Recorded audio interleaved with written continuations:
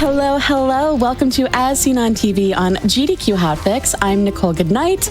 I hope you're all having a great day, evening, morning, whatever time it is for you. How's everyone doing? Hope you're all doing well. We have a wonderful show tonight with one of my favorite games that I used to play all the time when I was a kid, and also, surprise, is part of a TV series, as you might have guessed based off of the show's theming. But before we dive into that, I have a quick announcement to make regarding SGDQ. Summer Games Done Quick 2025 will be live in Minneapolis from July 6th to the 13th. Register to attend the event by May 26th. That is the last day. Use !SGDQ in Twitch chat or visit gamesdonequick.com for more information. And also, you can join the official GDQ Discord and add the Hotfix role, where you can keep tab on upcoming events, talk with staff, and more. Use !Discord in Twitch chat for more information. You can also talk about GDQ, SGDQ, your plans for that. It's very exciting. I'm excited for it. Are you excited for it, chat? Yes, I'm answering for you. But without any further ado, we are going to be watching a speedrun of Ripto's Rage tonight, which is one of my favorite Spyro games. I'm so excited. So Dylan J. Fox, go ahead and show us what you got. Hey, GDQ. That was Nichole Goodnight, but I hope you're having a good day. And moreover, I hope we have a good showcase here of Spyro 2 Ripto's Rage. This is one of my favorite games in addition to Nicole's. It's my absolute favorite speedrun to speedrun, as you might imagine. And we're going to get pretty much right into it. So I'm all ready. If we're going to have a countdown or anything like that, I'm good to go. There, I can count you down, or if you want to count down, whichever one works for you. All right, we're going in 3, 2, 1, go. Good luck. Thank you so much. All right, so as seen on TV, GDQ Hotfix here.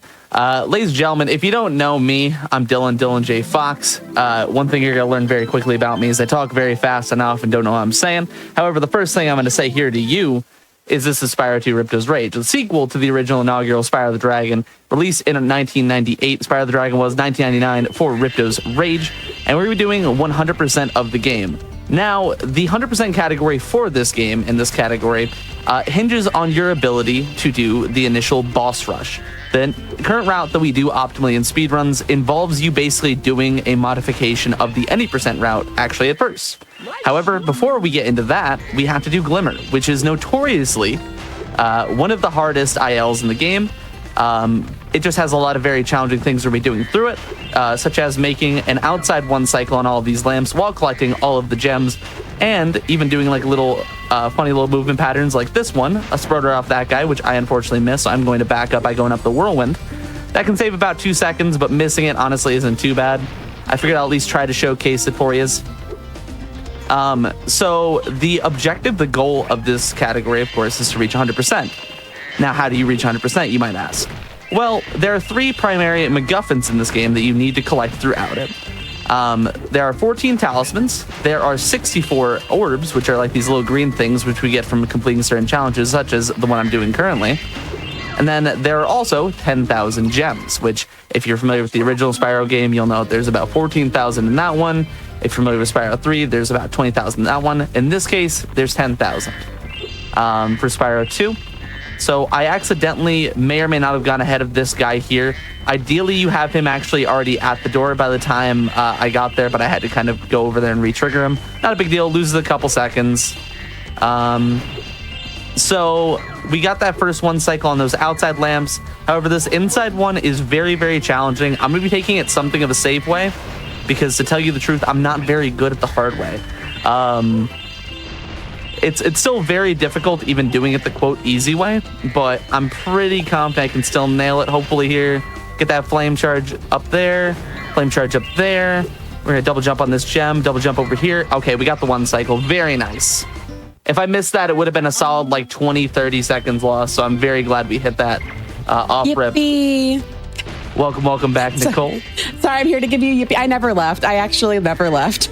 Okay, well, either way, that was actually a very solid one cycle. You caught me off guard. I was. I'm sorry. No, you're fine. I'm just creepily watching. No, absolutely yeah, MacGuffins. Not. Let's go. Yeah, we love MacGuffins. What's your favorite MacGuffin of all time? in That any is game such ever. a good question. You have caught me so off guard with this See? question. That's how we do it here. We catch each other off guard. We put each other on the spot. Oh my gosh, you did to me what I did to you. Oh. Yep. All right, so here at the end, we have been chasing through and hitting these lizards throughout the level. You've noticed the count go up from 0 to 5 so far. This is the 6th lizard, the final one we have to hit. I unfortunately missed him because he moved, and I shot a little bit early. It's okay, we hit him again. Ideally, you hit him and you get those gems at the same time, but I kind of beefed it. Don't worry about it. And yeah, that's 3 orbs of the 64 that we need. All done and dusted. However, that is the only level we're going to be doing in a normal way for the first 15 or so minutes of this run, because now you guys get to experience what is essentially any percent. After this split, or after this level, we basically do a boss rush. We get to the final boss, and then we defeat him, as well as gain all abilities and gain extended sparks range and fireball and all these extra cool things. And then from there, do the game in kind of reverse order. Nichole, do you have an answer on MacGuffins? Oh my gosh, not yet. Do you have a favorite video game MacGuffin? It's very simple. The one that I'm playing right now, I really enjoy the talismans. Namely because my friend, and I believe she may be in chat here, my friend Space Lawsy, is a crochet master, and she's been making the 14 talismans from this game. She's very talented. So cool. Shouts to @SpaceLozzy. Recently got her first marathon run in to another marathon. I don't want to shout out because I don't know if we can do that here on this, but I'm very proud of her, and she's also a very talented crocheter. Congratulations. Hello there. Also, quick shouts just generally to the Spyro community / the Dylan J. Fox community, whoever's here. If I can call you guys that, I usually just call you chat. And or Pookie and or at everyone. But shouts to everyone. The Spyro community is awesome, by the way. Anyone here who isn't part of like the Spyro community itself, Nichole, I know you mentioned before like you really enjoyed these games from childhood. I love them. If you even have a tiny bit of interest in speedrunning these games, I mean it so sincerely. There's a wonderful community of people willing to teach you any of the games, whether it's Reignited, Original Trilogy, some of the kind of offshoot games like the Legend Spyro games or the DS titles or the GBA titles. The Spyro community is genuinely wonderful. I've been a part of it for about 4.5 going on 5 years. And honestly, if you want to learn any category, any game, there's somebody there for you. So, that's awesome. I actually would love to sometime because I played so much Spyro as a kid. So it's really, I've been meaning to go back to it as an adult. Mm-hmm. What game would you play if you were interested? If I can't get you on MacGuffins, we'll get you on Spyro games. I feel like I would want to start with 1 just for the, like, I feel like I kind of would want to do 1, 2, and 3 if we're being completely honest. Yeah. But I think I'd want to start with 1. That's fair. I can understand that. However, I will very sternly judge you because I think Spyro 2 is better. I do think Spyro 2 is better, if that redeems me in any way. It does a little bit. Okay, For me, it's a difference of movement engine. So to actually talk about the run a little bit here and the engine itself of the game we're playing right now. This game, compared to Spyro 1, if you played only the original Spyro 1, plays astronomically differently. Spyro's turning radius is a lot more, he doesn't turn as like wide as he does in the original game. Controls are a bit more responsive, a little bit snappier in some ways. And we're going to be using a trick called the double jump, which you've kind of seen me do a lot already, but it's pretty much an X into a square input, and that allows Spyro to kind of gain a lot of extra height on jumping, thus making the overall movement of this game very dynamic, very fluid and flexible, and letting you kind of get to a lot of places early that you otherwise wouldn't be doing. And yeah, that's my spiel of why you should consider Spyro 2 over Spyro 1. I also own a t-shirt, which actually, Nichole, you might have seen while we were at AGDQ. Shout out to AGDQ 2025 and Toasted Cat's Reignited Spyro Run. You might have seen, but I was wearing a shirt that simply says Spyro 1 is mid, and it's a feeling that I've expressed thoroughly over the years, because it's the Taylor Swift of Spyro games, you know? It's good. Like, don't get me wrong, Taylor's great. I love Taylor. I want to make that abundantly clear. But she is a little overplayed. Can we agree on that? You know? Can we agree? Spyro 1 is mid. Yep. Hey. You know what? That's fair. I feel like going back to it and going back to a lot of the games that I used to play as a kid, I probably would be like, these aren't as good as I remember. It's still a very good game. I want to make that abundantly clear. I still think it's like an 8 out of 10. I just think Spyro's 2 and 3 are like... Spyro 1 sucks. Got it. No, I got it. I mean, that's kind of... Listen, if that's the one takeaway, I could have worse takeaways from a GDQ, honestly. You know what? Fair. That's so fair. Yeah. Anyway, so as you guys are kind of seeing, the objective of this is very simple. We're running around getting gems. We're getting orbs. You're going to see a lot of watch rinse repeating of this process. The homeworld sections don't have mini games, aka these kind of hub worlds that lead to these portals that let you go into other levels. So we just kind of grab these orbs from like outside places. Apologies if you can hear my dogs. They seem to be barking at something. I can't, which is very unfortunate, actually. I have a beagle and a retriever husky mix. I miss Gulp Skip. Oh, no. Okay. So the trick I was just going for right there, I should explain it a little bit. Pretty much Spyro clips into a wall here by adjusting him against this like little piece here. You see the shadow drop, and then never mind, you just run forward, and then you're in bounds. 1 second. Let me try that again. Unfortunate. I am struggling with Gulp Skip. This actually is a very big inhibitor for this category for a lot of people. So any percent involves you having to do Gulp Skip. It's actually a fairly precise trick.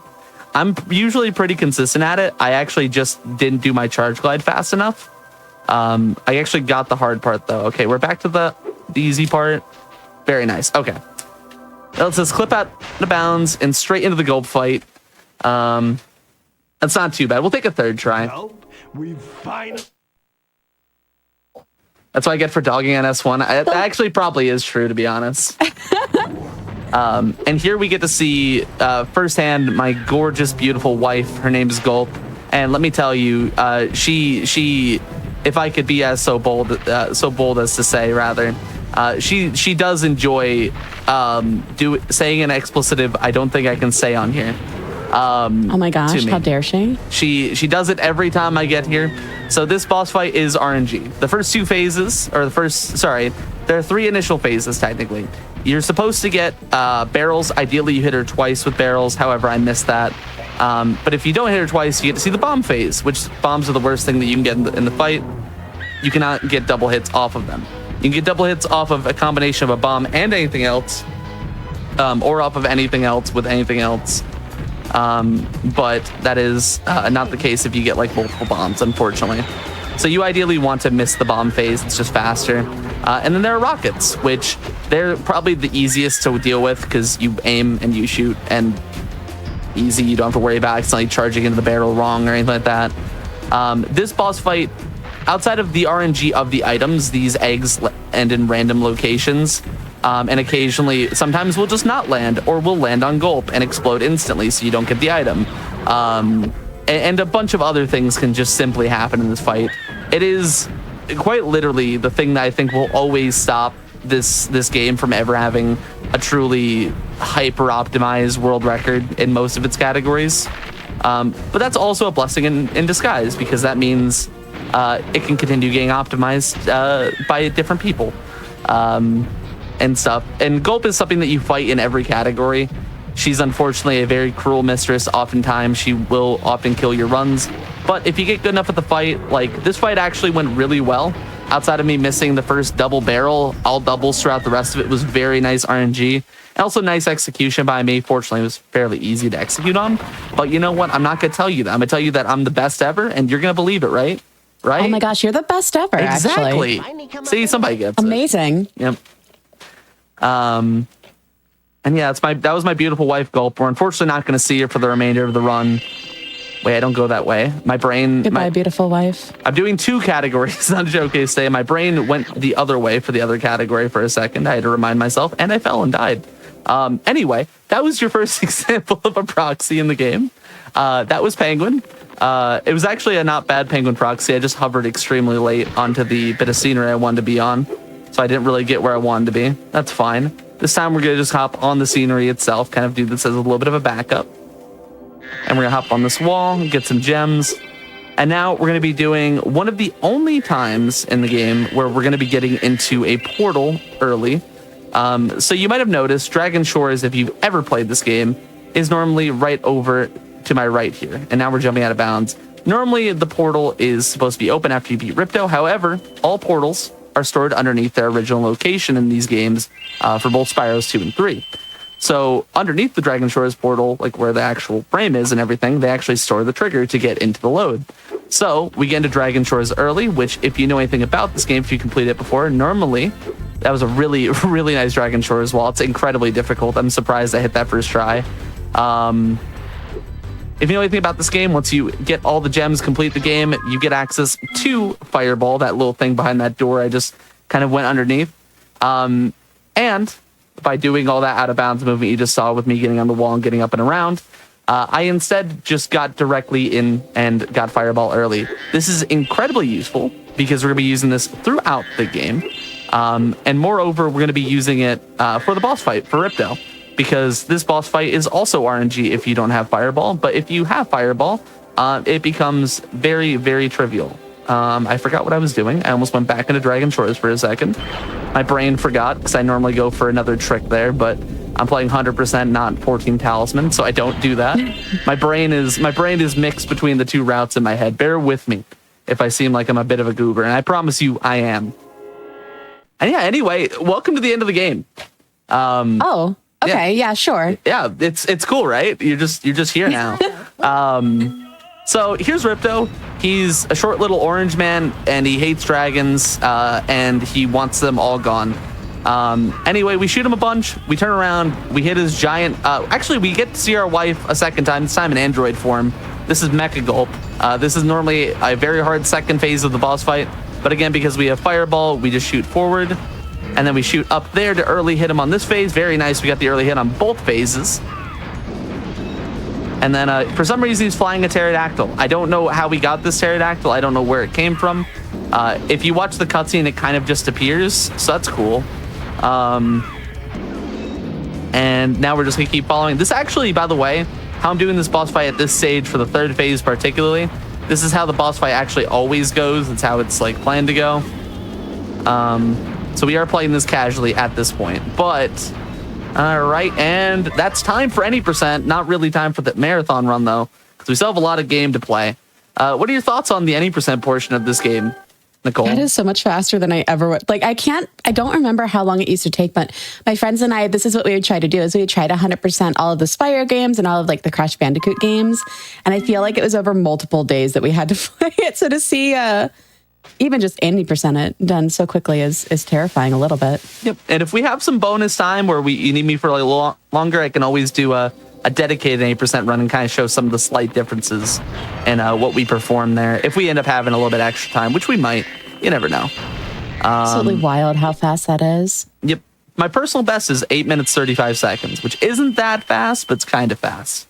That's pretty, I'm going to be honest with you, that's pretty fast. I think it's like 12. I think it's like 12th in the world. I'm not sure, though. That's a little fast. It's a little. That's pretty fast. I also kind of accidentally got a PB in the other day because I just didn't want to do a full 100% run to practice fully. I figured I'll just do some ILs instead and kind of focus on my problem areas, right? Like getting ready for the showcase. Mm-hmm. And I was just like, yeah, I'll just do the boss rush, just practice that a little bit, do a couple 80% runs. And I might have accidentally gotten that PB just playing the game, just on accident completely. I just didn't plan for it or reset or anything. That's phenomenal. Yep. I love when that happens. We love funny little D-Rust PBs, if you can even call it D-Rust. Mm-hmm. Silly little PBs. Silly little funny PBs. All right, so anyway, this is Robotica Farms. This is stylistically one of my favorite levels in the entire game.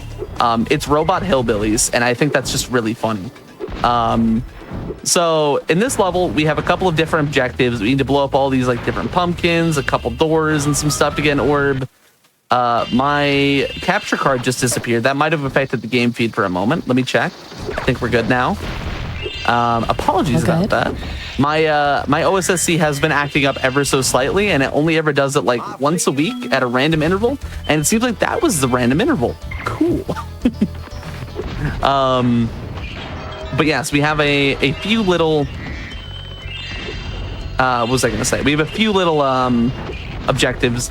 So there's that. We just actually got an orb for shooting all of those little flies in the field for Farmer John there. And he says, "My fields." It's a very funny voice line. I would have listened to it, but I kind of forgot because my capture card exploded for a moment. But that's okay. You know, my fields. That's it. My fields. Yep. So, anyway, another objective that we have is to get typically the end of level item or the end of level talisman. However, for Winter Tundra, they don't have talismans in the levels. They actually just give you orbs. Talismans only existed to give you a reason and a trigger to get into Gulp. And for some reason, I missed that completely. That's unfortunate. Very nice. We got the mystery base. And for some reason, they just decided they didn't want talismans in the final homeworld. So instead, they just give you orbs, which is fine. It's just kind of weird. Just I don't know, inconsistent, I guess, is a good way to put it. Interesting. So anyway, another thing that we're seeing for the first time in this level is the existence of a mystery vase. So a mystery vase, what it is it'll always have a set amount of gems in it. But what you need to do with it is you need to actually like chase it around. Ooh, very nice. Got that Sproder back up. Very nice. I almost fell and exploded into a million pieces. But you need to chase it around through the level more or less. It shows you a little cutscene of where it goes to. So we route levels around the position of the mystery vase to accommodate specifically getting it at the end of it usually or towards the end of the level. So we've chased that mystery vase successfully all the way to its final point, which is right here. We're to launch out all of these 5 gems. We'll run out here. We'll shoot a fireball up in the air and we'll hit the last pumpkin very nicely to get this orb. And then we have a couple extra gems to clean up here at the end before we get a level completion, which I have bonked on that 3 times. Nobody saw that. Everyone blinked for, I think you just closed your eyes for about 4 seconds. I didn't see anything. Right? You didn't see anything. Yeah, no, nothing at all. All right. I think I missed a gem up on the track. I think I saw it not collect. I wanted to be wrong, so I didn't call it out at the time, but I saw it not collect. So we're going to go get that really quick, and then we're going to hear the level complete sound, which I will let play at least this one time, just so everyone can hear the awesome melody of the do-do-do-do. There you go. And that's Robotica Farms. A very slow Robotica Farms, a very beef Robotica Farms, but don't worry about it. It's fine. It's fine.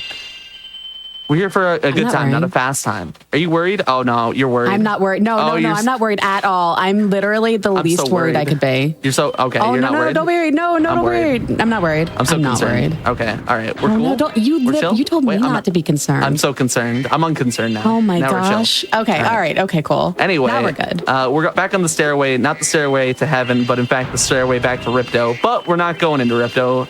We're going to hop over here, and now we're going to encounter our second time getting into one of those under the ground portals. So usually the professor has to have you have a certain number of orbs to get here into Metropolis. However, we go underneath and we glide in, and we're in Metropolis. It's that easy. This is actually one of the sister levels in this game. So this is in fact the sister level to the last level we're in. Instead of cowboy or southern robots, these are like businessmen robots. They have big business and stocks to keep up with. But yeah, no, it's a lot of the levels in this game will have a sister level or an adjacent level where like you'll notice similarities in NPCs, or they'll have like correlating like themes with the levels themselves. Not all of them do, of course, but a majority of them kind of do. So here in this level, we also have to deal with a lot of little extra things, such as the strong chest, which normally you would have to hit a firework for.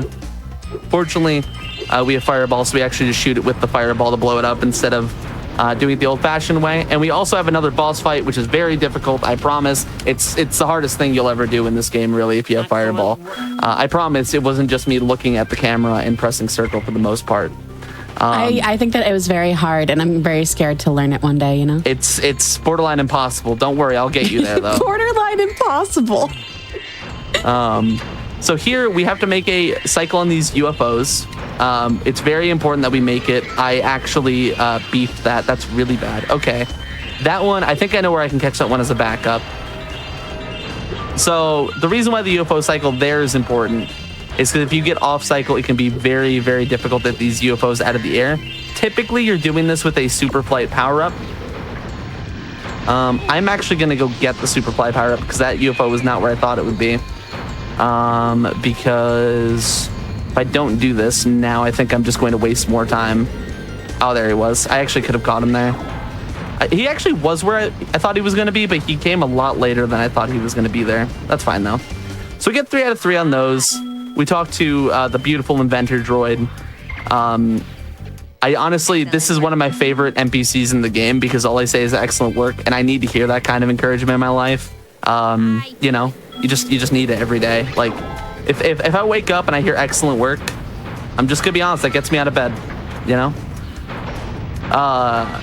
Anyway, more UFOs. Your ringtone, your alarm. Yeah, I mean, listen, soundbite it. Yep, that's how I wake up. It's like a dubstep remix of them saying excellent work. But that's all the UFOs. They're gonna say nice flying, really complimentary towards me. I'm very thankful. I was nervous. I thought my flying was a bit off kilt there, but you know, fortunately they liked it enough, and we were able to, you know, get all that done for them. So we're happy. We're moving. Yippee. Yippee. And yeah, the rest of this level's just plain Jane cleanup. We're just gonna go around, collect a couple of gems here. This top section can be a bit awkward to do if you're not used to it, but I've done this run. I've done a run of this category, or wait, how do I phrase this? I've done about like 170 runs of this category overall. So oh my gosh. I've had a lot of time in Metropolis, fortunately. But that's it. That's Metropolis. Not too bad. Not too bad. All right. So you were mentioning SGDQ. I was. So now we were talking about that before. I wanted to ask you, are there any specific like great food spots you'd recommend to anyone potentially going? I'm not asking for myself or anyone in particular. I promise I don't love food. There was a pho place that was pretty close to the venue, and it was like one of those like small little places that you wouldn't really have thought anything of. It was so good. It was so good. Okay. I'll have to try to remember what the name of it was, but it was absolutely phenomenal. Like out of the park good. Okay. I don't think I've ever had that, honestly. Oh, pho's delicious. How do you spell it? PHO. PHO, okay. In my head, I thought that was it, but I just wouldn't want to be wrong. That's cool. I will say, being over in Pittsburgh, I felt like it was a bit weak in terms of the food options around. Like, I end up at Domino's a bit more often than I would like to admit. I was really hoping places that were really good that I found, but yeah, there was what was it? There was the one sports bar near the venue. Yeah, very nice. That was actually really good. Yep, I enjoyed their drinks. I enjoyed their food quite a bit. I thought they were solid. There was a sub place. I did go to the Brazilian steakhouse, which was phenomenal. There's a wait, I didn't even see that. There was a Brazilian. Yeah, it was very good. I fully beefed it. I can't believe I missed a Brazilian steakhouse. I can't believe you've done this. Wow, what in the man, I guess I'll have to be punished with an auto scroller because that's all we're looking at right here. Yeah, I guess here's an auto scroller. Yep. This is what you get. This is one of the only auto scrollers in the game, but it involves this pew pew pew noise, which I personally find to be really annoying. So I'm not gonna sit the whole time. I'm just gonna press it when I need to. Some people really love it. I know I have some people who like to spam pew pew pew in the chat in my streams, but I definitely understand if nobody here wants to, because frankly, I hate this sound. No, it's just not a pleasant one for me. I don't know. It's very high pitched, you know. That's fair. Very on the ears. Some sounds good, some sounds bad.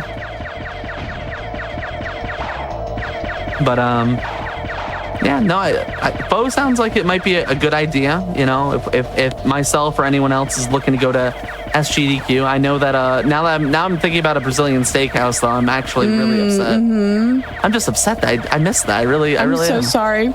It's so good. I'm glad. I mean, I wish that was, you know, man. Oh man. Anyway, that was Canyon Speedway. I could talk about it, but speedways are basically these little like flying time trial-y levels, and then they all have a hunter minigame associated with them. For the most part, they're all like auto scrollery or like really just not that involved. So it's just easier to talk over them, and there's not as much visually going on as in some of the more standard or normal levels. So here you might notice we're still in Winter Tundra. We still got 2 levels to go. before we head on over to our next homeworld, which we will be going to the first one, Summer Forest. But before that, we actually have two of the, I would say, harder levels in this homeworld to contend with. The first of which being Mystic Marsh, which involves a very long fetch quest, which we focus the routing for the entire level around. This fetch quest, it's very, very long. It literally stretches the entire time we're in the level. And it's honestly a very challenging level to do perfectly. It's not hard to do okay. It's just hard to do really perfectly. So I'm going to do my best here, but don't expect perfection. Expect a silly little idiot running around and collecting gems sometimes, and then also sometimes winning a little bit sometimes. But that's Just a silly little guy. Yep. Speaking of silly little guys, the professor here, he lost his pencil. Can you believe that guy? Like, it's your one job. He has one job. He needs that pencil. We should fire him. I wish we could. I genuinely, if there was a way to get rid of NPCs in this game and like just actually fire them, that the professor is second on my list to Hunter, because Hunter is actually useless and all he does is prohibit you from getting the things you want. Which is really messed up of him. Because like as a kid, I thought actually hate cool. Hunter. He is such a prick. He's such a. I hate Hunter so much. He also has genuinely some of the most like rude dialogue in like Spyro 3. Like there's like a part in Spyro 3 where like if you fail a minigame, he's like, "Oh, sorry, Spyro. I guess you weren't good enough to compete." And it's like, wow, I'm trying to save my like little brother or something, like my little egg friends, and you're just doing this to me? Like this guy's a maniac. He's a lunatic. Then he can't. Yeah. Hunter's kind of a jerk. I'm gonna be so real with you. Yeah, he's just not the right kind of guy for this. I don't get it. I don't understand it, dude. Put a 1 in the chat if you also hate Hunter. Put a 2 in the chat if you like Hunter, just so I know who I need to ban. Sorry. Respectfully. How to make a ban list. Howtomakeabanlist.com. So as mentioned, little fetch quest. We get a different item from each part of this fetch quest. We get a rubber ducky from a plant. Yippee. Yeah, it's pretty cool. I kind of wish we can keep the rubber duck, but we can't. I really like the rubber duck. It's very cute. But we actually return it in a very wholesome way to a mother duck who thinks they've lost one of their ducks. So it's like, oh, yeah, it's really cute. That's right. And oh my gosh. Give them the duck. See, they're happy. I feel like it's been like 20 years since I've played this game, at least. There's a good chance it has been. I mean, it's 1999, right? Yeah. It's been a minute since it came out. A hot minute, at least. Okay, so we are definitely a hot minute. One thing I've neglected to mention thus far is you see like this little, currently he's blue, he's normally yellow, this little guy following me, his name is Sparks. If you don't know who he is, he's often the Bane, but also, okay, I thought I was going to just miss him for days. Cool. He's oftentimes the bane of the person's existence in Spyro 1, but in Spyro 2, his gem grab range is incredible, and he's incredibly reliable for pretty much everything that you could possibly need him to do, which is just grab gems. But he also serves as your health bar. It's actually why he's blue right now.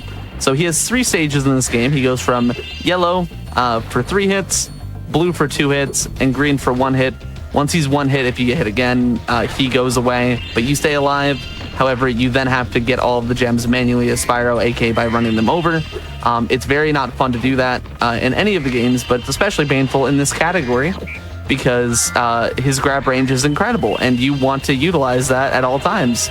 And when you can't, it makes you sad. And by you, I mean me. And by me, I mean everyone who's ever played this game. I promise. I believe you when you say that. I'm glad. I'm glad we have this kind of rapport, Nichole. Yeah. Anyway. Why would I doubt you? Yeah, exactly. Anyway, the professor finally got his pencil. Fun fact, his NPC always had the pencil this entire time in his hand, but they still had you go on a quest for it. If you don't believe me, just go back in the VOD and look. Oh, and also while you're there, be sure to follow Dylan J. Fox on Twitch. Oh, sorry. Sorry. No, it was really good, really good. Man, you know me. Anyway, so this is the end of Winter Tundra. We still have 1 level to go. This is Cloud Temples. This one does involve a very awkward one cycle, which I'm really hoping I don't mess up. It also involves me seeing my best friend in the world and partner in crime, Shemp Official, later on. I actually have my splits up, and the split for this is actually Shemp Official looking word that I can't say on GDQ Hotfix. Phenomenal. Yep. So we're going to start by fireballing that guy. This will open up this bridge for us. It'll form for us right in front of our very, very eyes. And we are just going to run through this level, kind of the plain Jane way. There's nothing crazy about the start. Other than just kind of optimally grabbing gems, again, as fast as we can. Actually, one thing I can mention that you just saw me do there to that last phase before I jumped in that whirlwind was I did what's called a flame charge, which it's exactly as you'd imagine, a flame and then a charge. This basically, by doing it at the right time and the right distance away from certain baskets or vases, will basically allow Spyro to grab the gem from much further away than he would otherwise. So I'm going to do one here. I get that one early. The other one I had to jump into, which is fine. It's a very useful tech that we use throughout the run. It's also used in Spyro's 2 and 3. I suppose you... I don't know if I got that other gem, but I'm going to trust that Sparks did. Yeah, there was a 2 there. Never mind. I know I got it. We're good.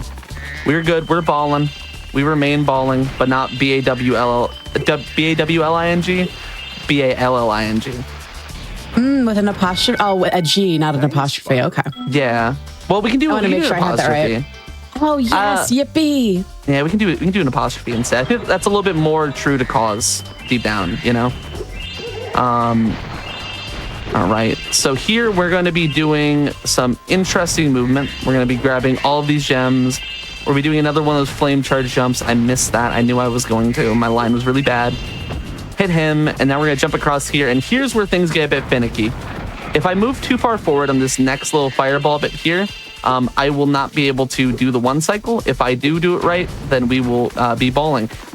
Nope. I don't think I make it because I just bonked 3 times, basically.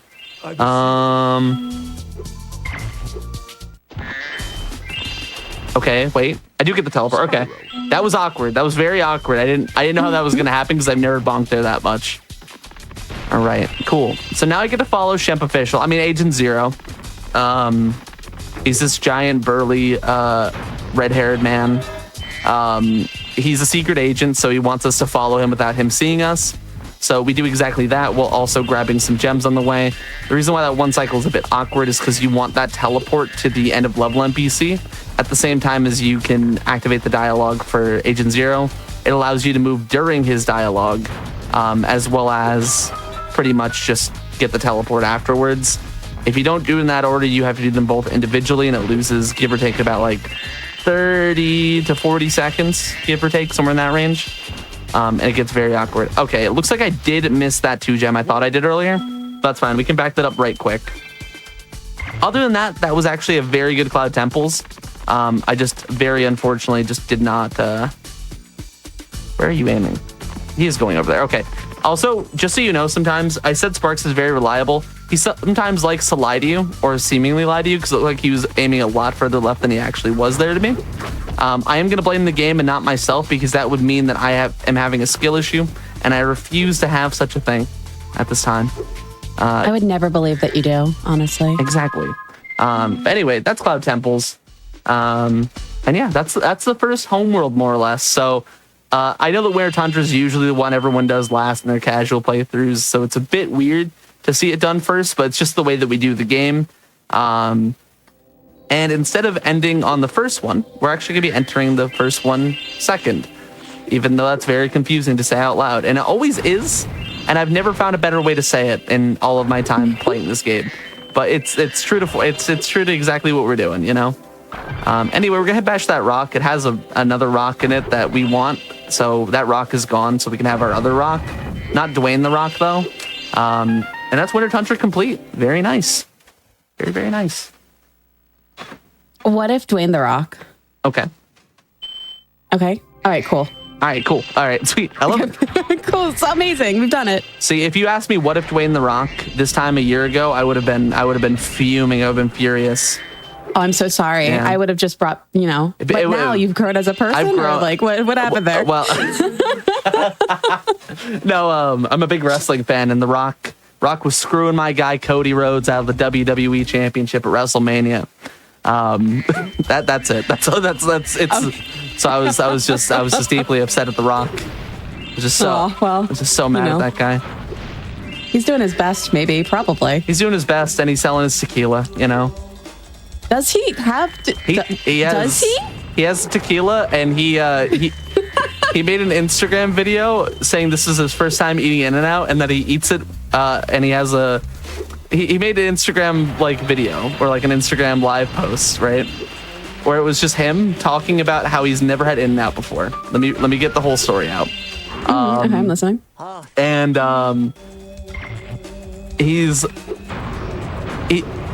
okay, I was just reading chat. So I was saying he's with John Cena. He is with John Cena now. I can't believe it. He was eating In-N-Out for the first time, and he would eat it with his tequila every time. He would always drink tequila with In-N-Out. And I'm like, why? Why would, in my brain, tequila and any kind of burger just sounds awful. It just sounds horrific. But he's like, this is how I would always eat my In-N-Out if I ever had In-N-Out again. This is how I would do it. Me and my, fill in the name of the tequila brand here. I don't actually remember what the brand name of it is. It's I don't remember. I know he has a tequila brand. Anyway, that was a really poorly told story. And yeah, Cody Rhodes, and he's with John Cena. Anyone like Cody Rhodes? I don't know who that man is. I thought. Yeah. All right. So sorry. How could I do this? I know. It's honestly trauma, really. The Rock is a form of trauma to me. I do genuinely I adore wrestling in all aspects. So if anyone here in chat enjoys wrestling, I talk about it genuinely every moment of every day. You have 2 minutes. But anyway, instead of wrestling, let's talk about hockey. That's actually what we're playing right now. I thought you were gonna say Spyro. I mean, that's. Let's talk. It was a good segue. Yeah, I mean, this is Spyro, kind of. Do you think that because Spyro has hockey in it, it should count as a sports game? Because I was having this discussion with somebody. You know what? Yes. Yeah. This is basically. I was gonna say no, but you know what? Yeah. This is basically playing Madden. This is a dude bro game deep down. Yeah, 100%. Yeah. Oh. John Madden. You actually do that really well. Thank you so much. I couldn't even wow. I'm secretly a computer. It's fine. That's cool. Hey, I mean, there are worse hobbies to have. But yeah. All right. So anyway, there is an optimal way to grab this puck, but I am failing it, and I actually just forgot to go for it that time. So I started looking at him. I thought I was on the second game of hockey where you have to shoot at somebody and kind of turn the camera. And my brain kind of turned off, but don't worry. Oh man, he's really not sending it to me. So ideally, he sends the puck at Spyro, and you can kind of just shoot it straight back at him, but in the far corner. But I'm really just not doing it, so it is what it is. All right, so send it to me this time. Very nice, exactly like that. Imagine that, but 5 times, and that's what we did deep down, emotionally, spiritually. That's what happened. I'm imagining, yeah. Yeah. Anyway, Monk Curtis, he's sorry, this is Brother Kip. My bad. I don't know why I thought it was Curtis. Curtis is the end of level 1, I think. Also, all the NPCs more or less are identical in these levels, but they all have different names. It's hard to remember all of them. So this is the one where we actually go against Wayne Gretzky, I like to call him. And we just kind of mop the floor with him. This actually is significantly easier because the NPCs will always try to, your goalkeeper, which is the blue one over there, will always try to hit it kind of away, and he'll try to get the guy on the ice itself will always try to get the puck, and then their goalkeeper will always pass it directly to them. So as long as you keep in mind where they are, you can kind of get in between and get the puck and intercept it and just insta shoot like you're seeing me do there.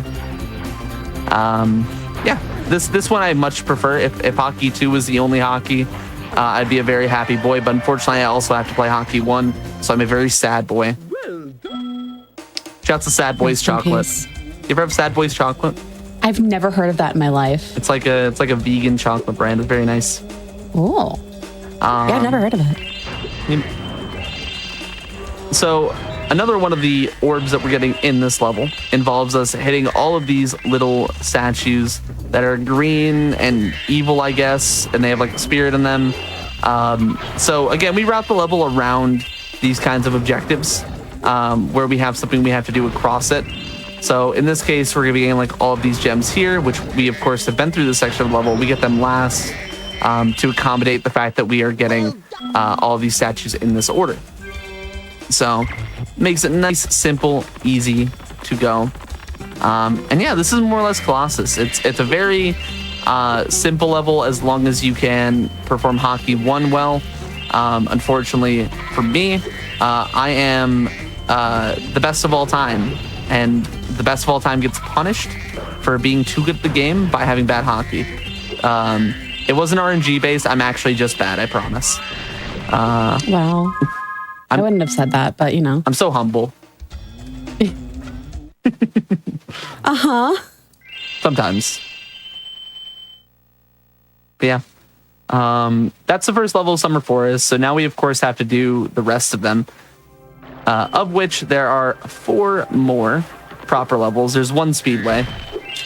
But the second of which is Idle Springs, which is notorious for having... It's kind of the level that gets in the way for most runners at high levels. I'm kind of at like a mid-high-ish level in this category.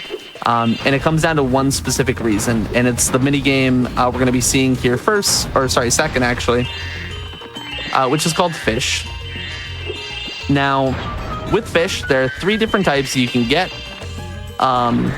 There are red fish, there are blue fish, and there are yellow fish. You want either yellow or blue fish.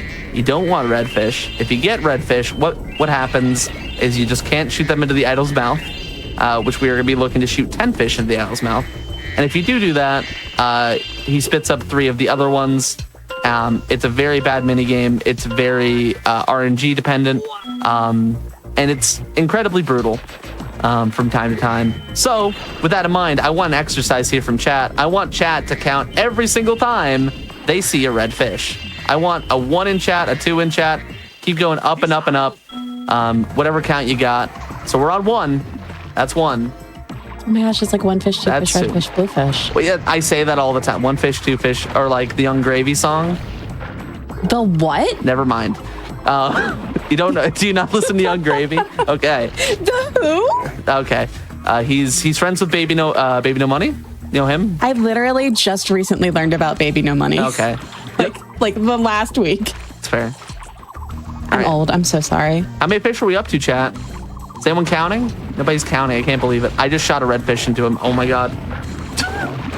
I looked away. I saw your... Oh no. Oh no. I'm distracting myself. I tried to come up with the game. I was trying to get people to spam chat with numbers because these come up really fast. I thought it would just be funny seeing like a wall of text go by. There's so many fish. There are so many fish, genuinely. Like, also, you always get so many reds. Like, there have been very few times. I think out of my, like I said, about like 150, 200, somewhere in that range runs, I think I've only had no red fish once. Really? Yeah. And they also have like I'm RNG surprised that there were none. It's crazy that it can happen, but it's also like, when it does happen, it's kind of like, okay, now the rest of the level needs to go well, because that's your opportunity at your gold split, like, is like actually getting the good RNG, because you just get it so rarely. Like, more often than not, I'll probably get like 3 or 4 red fish at least, is like as quote unquote good RNG.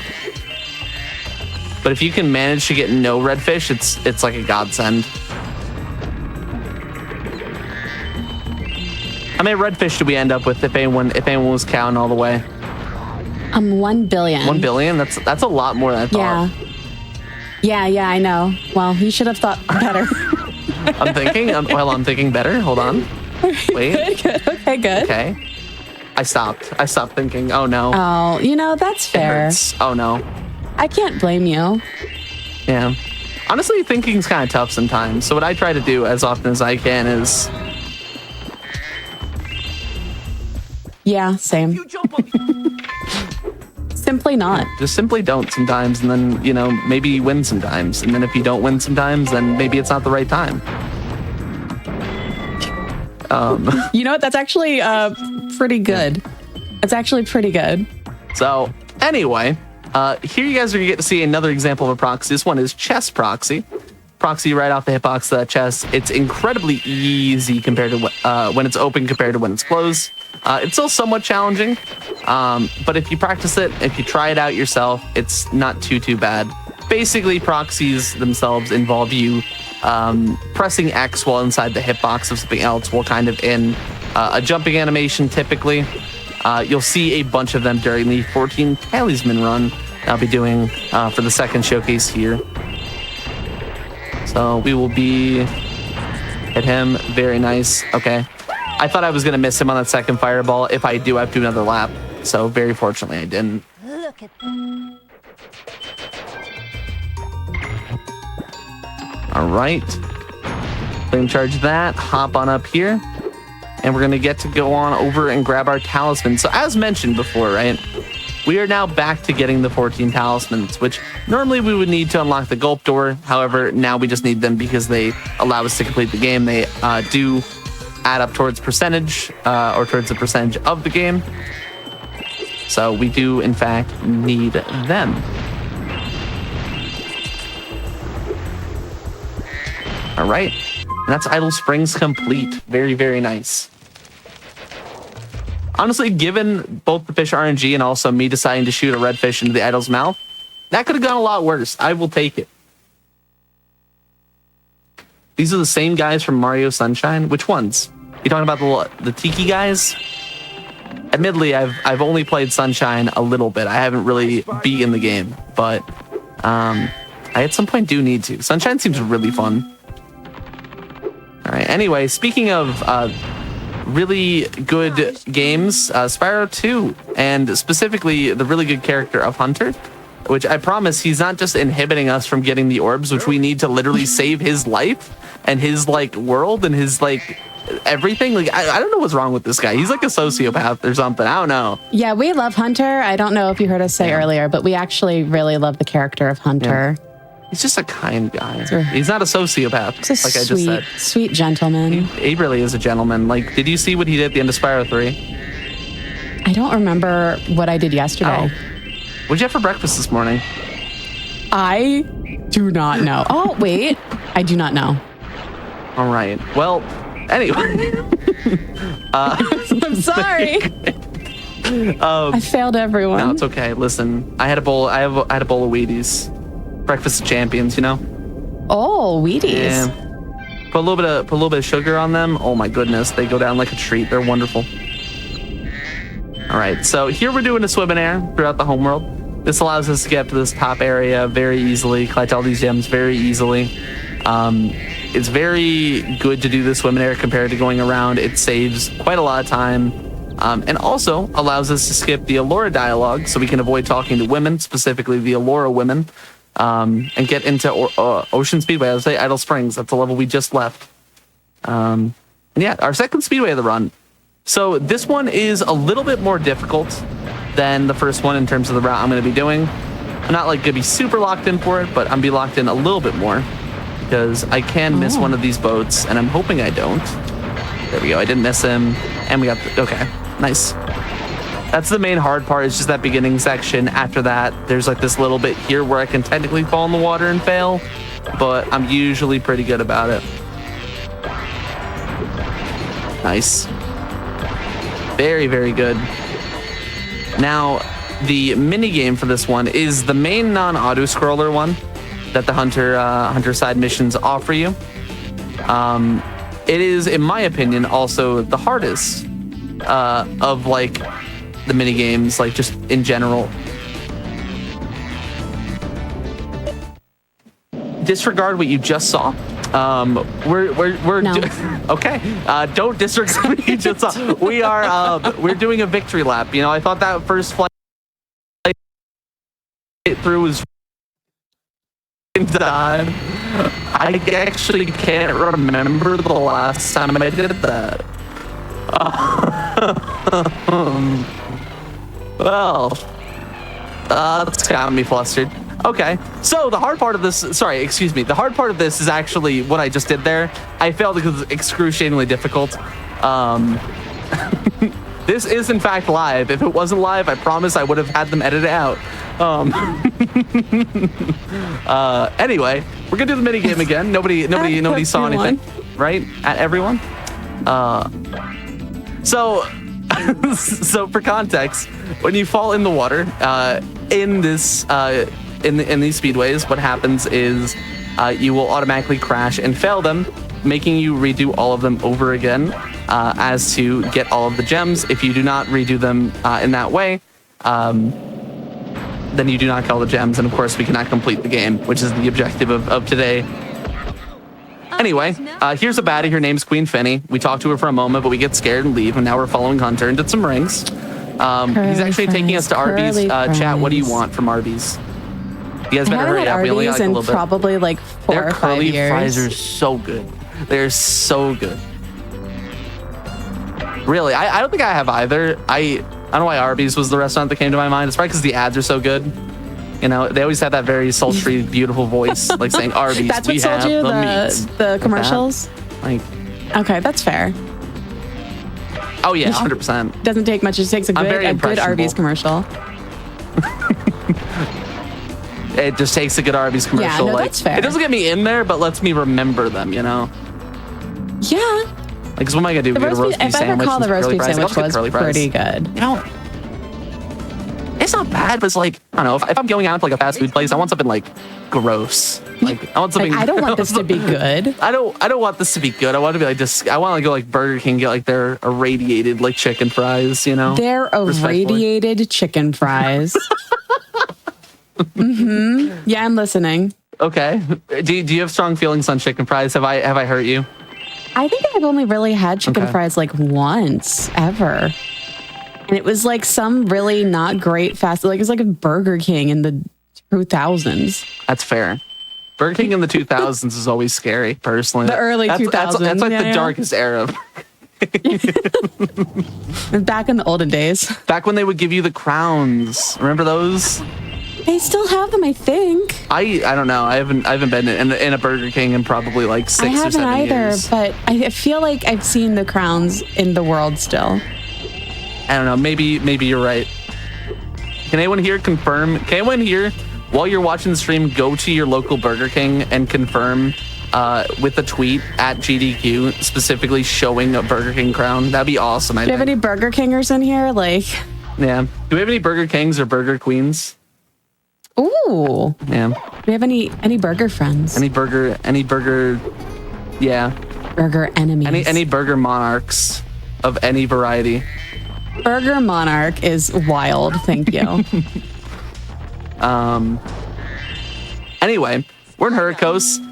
Fun fact about these NPCs, you kind of heard their voice line for a little bit here. I'll let the talisman voice line play fully. That way you guys can listen to the voice some. The voice for Spyro, of course, if you don't know, is Tom Kenny, the voice of SpongeBob.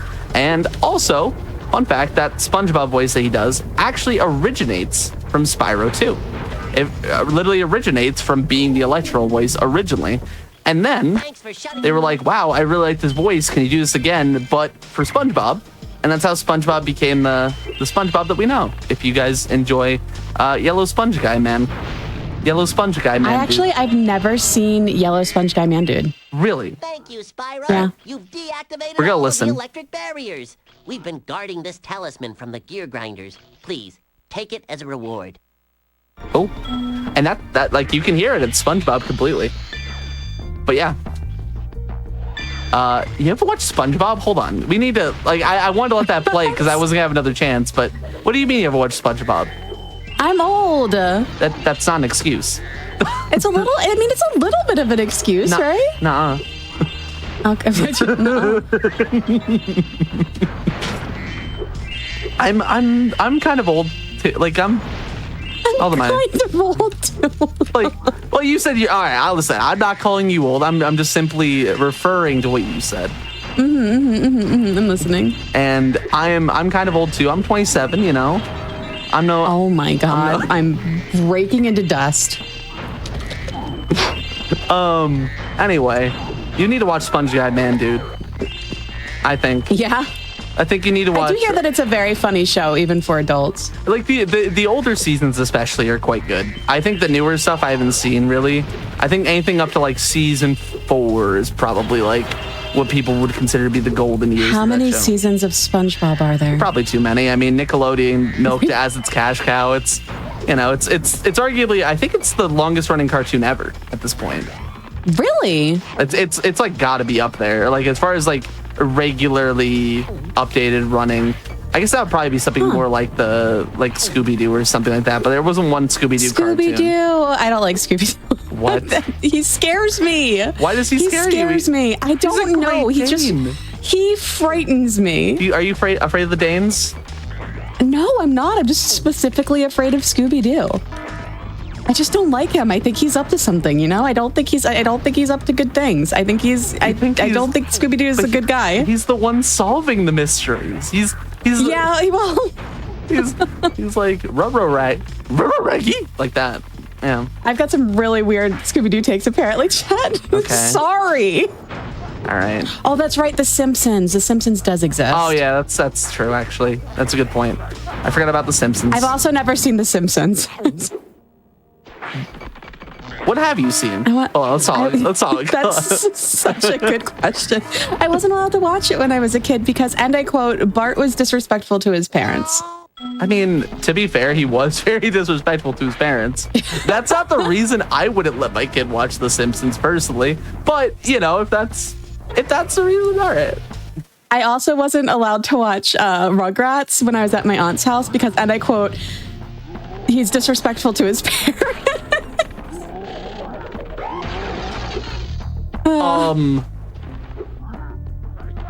Yeah, because in the intro, like Tommy squirts milk in like the camera's face, and I guess that was enough for my aunt to be like, "I can't have you be influenced by this toddler infant."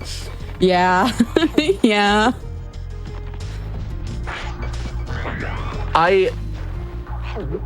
Yeah. If anyone's watching right now, you were talking about that. Like I don't know what just happened in my game. I think I died in the cutscene and then got teleported back to like the middle of the level, and now I'm redoing this again because I didn't get the orb. Okay, so wait, Nichole, we yeah. Do we like need to talk to people? Like, do we need to like schedule something like a group watch party or something like where we just get you to watch some of these things that you've apparently just been missing out on? Like, I don't. I hear they're good. I hear they're really good. I really need to watch some of these things because people will make references and be like, "How do you not know this?" I'm like, I wasn't allowed to watch Power Rangers because there was a witch. I wasn't allowed to watch Care Bears because there was, I believe, a wizard or a warlock. What? Yeah. This runs deep. This runs so deep. I need to like go back in time to like you existing and just like it's like see it firsthand and like understand, because this just sounds otherworldly. There's a lot. Because like there's so much. My parents were strict with me with some things. Like, you know, I couldn't watch like, you know, anything like crazy, but like Power Rangers, like. No, you want to know the funniest thing though is I was allowed to watch Ren and Stimpy, which I feel is worse than like all of those things. No, absolutely. Ren and Stimpy was not made for children. I was allowed to watch that, but I wasn't allowed to watch Care Bears. That's insane. That is actually... Isn't that wild? Isn't that actually wild? That just goes to show that like parents don't really watch the content of the shows. They just kind of judged it at very surface level. Yeah, which to be fair, I think is somewhat better than nowadays. Not to comment on it too much, but like there's a lot of stuff on the internet that kids are just allowed to go see nowadays. Like, yeah, that is true. I work as a bus driver, a school bus driver, and like so many little kids I know like love Poppy Playtime. We'll be talking, like I heard the one kid talking about like some character getting like dismembered in, and I'm like, what? You're like 7. What are you? You're like, why are you talking about this? I used to work for Roblox, and there would be like these horror games based off of like Poppy Playtime and stuff like that. Oh, yeah. That literal like 8-year-olds would be playing. I'm like, what do you mean? What do you mean by this? That's insane. Like, wow. Like, I don't understand like that kind of like thing just being like unregulated as is for kids, but I mean, back in my day, or apparently back in your day, SpongeBob was like that was the devil. That was Well, so SpongeBob wasn't the devil. SpongeBob, like, when did SpongeBob come on? When SpongeBob release date? So SpongeBob released when it was in 99, really? I was already 14 when SpongeBob released. But I didn't have cable, so like I didn't really have a way to watch it either. I guess I wasn't as old as I thought when SpongeBob came out, but I was already 14, so. But you weren't allowed to watch it. No, so SpongeBob wasn't one I wasn't allowed to watch. It's just one I simply haven't watched. Oh, you just, okay. I'm sorry. I'm half focused on the game, half focused on the commentary. And I can't believe this. How could you be doing a speedrun and not be explicitly... All right, All right, so... All right, perfect. Yeah, so I wasn't allowed to watch Care Bears, but SpongeBob I just simply didn't see. Okay. Do we got it now? Yes, we got it. Okay. All right. Okay, good. I'm glad we're clear. We're ever clear on it. So... to get back to the run for a second here, it's kind of a little bit of wash, rinse, repeat, but there is a very key mini game I want to talk about here, which you might find a little bit funny and perhaps not really the kind of thing you want for kids. So here we have a chef who's like, hey dude, I want to make some soup. And these turtles are just willingly, for no apparent reason, marching towards a cauldron to be turned into soup. Why are kids saving turtles from jumping in a pot of soup? Why is that part of a child's game? All right, why are we saving them from jumping, from ending it, from all of this? Like, what's going on? We're doing a great thing. We're saving them. We're saving them. Who thought of it? Oh my god, a turtle made it to the water. Yeah, amazing. I have to keep pushing them because they keep wanting to jump in the soup. Why do they do this? Maybe the soup looks inviting, warm, like a bath. Maybe they don't know. It is a very warm, inviting bath deep down. It is. I kind of would be tempted, to be honest. Right? Like deep down. It's probably very cozy for the first like half second. Yeah, and then it's like scalding you alive, and that's fine. Yeah, and then you're turtle soup, and what are you gonna do next? Exactly. Honestly, it's kind of like a hot tub, but like a super hot tub. A super hot tub because it's soup. Oh, we get there. Mm-hmm. Yeah, we got there. Put that in a shirt. Come on. Yeah, do it. Put that in a shirt, somebody. Add everyone. It'll sell millions. Millions and billions, at least. Mm-hmm. At least 1 millions. Yeah, I believe it. Yeah. But yeah, that's Sunny Beach. It's a very nice kind of break level, if I'm honest. It's not like a very complicated, complex one. And yeah. Oh, another very key thing about that level in the speedrun is usually what you're supposed to do for the end of level NPC. You're supposed to escort his children to him. You just leave him. they just stay there. Oh no! They never make it home. They never do. And no. Yeah. So they're stuck in spawn forever. But that's fine. We don't. We're here. So sad, actually. It is what it is.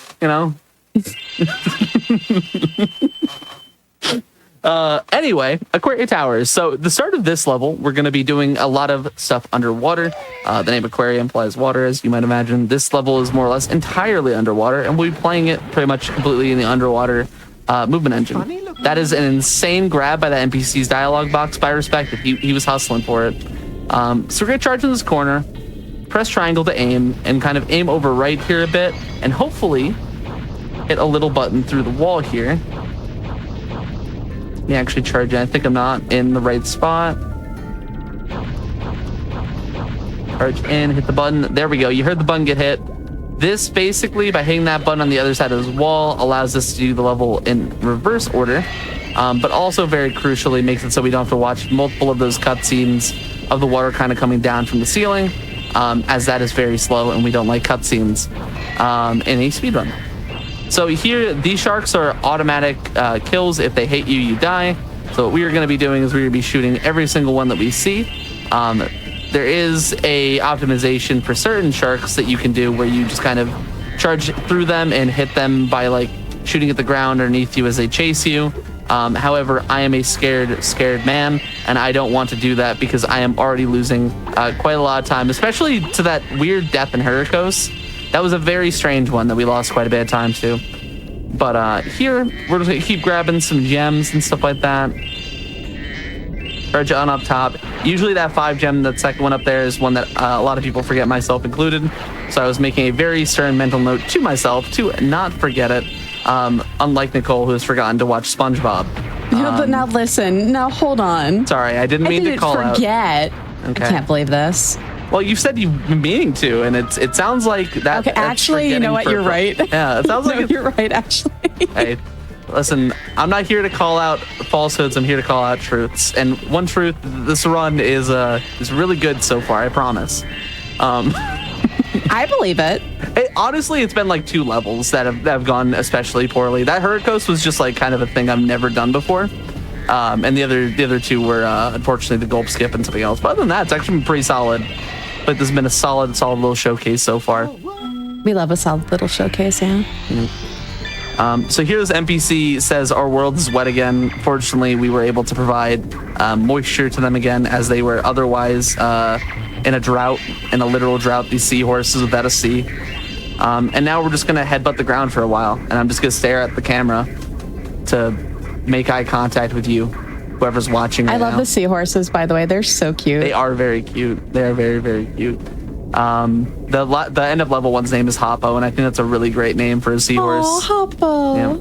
Yeah. Anyway, speaking of not taking parents or children, King Flippy here lost 6 children, but we only have to free the 6th to make him happy. Apparently, he only wanted the 6th one.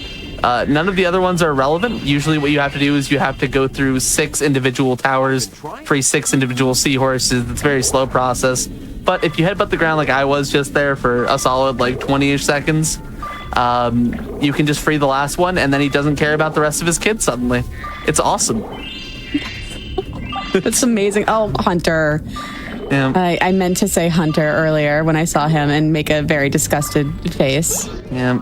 Why does he have to follow us everywhere? Why does he have to be here? At least he has a cute little like scuba like diving gear thing on. Yeah, but consider if he didn't, he would drown and die. See, I thought about that, but then I realized that the orbs that he has would also leave with him probably, unless like they like despawn in the ground like Minecraft. That's true. Like if his inventory empties out, then I'd be so pro that, because then we would also get like the magma cone ones and all the other ones that we get from him. We'd get all the perks of Hunter without Hunter. See, there's a lot of perks without Hunter, in my opinion. Notably, a lack of Hunter. That's the biggest Hunter perk. And yeah, we go through all those little rings on his manta ray, his rental manta ray. Literally, it's a rental. If you're curious, he didn't even buy it. It's just a rental. Yeah, we get all those. We get 2 orbs from both of them, and we head on out. He doesn't have an air tank. He's not even wearing like a little mask or nothing. Yeah, he's going through it. So that's all of Hub 2 and or Summer Forest. We're now going to be heading into what is essentially the final homeworld, aka Summer Forest. Not Summer Forest, sorry. Autumn Plains. It's literally on the screen and I say the wrong one. Classic Dylan. Classic Dylan J. Fox. Dylan. Hey, listen. I never said reading comprehension was my strong suit. I've looked at chat about it twice. It is not mine. And I've read about 3 words from it. One of them is magic. Exactly. I can't read it. Pangaea. I love Pangea. We're there. We get there eventually. Oh, you know what else I've never seen? Sorry, while I'm thinking about it. Courage the Cowardly Dog.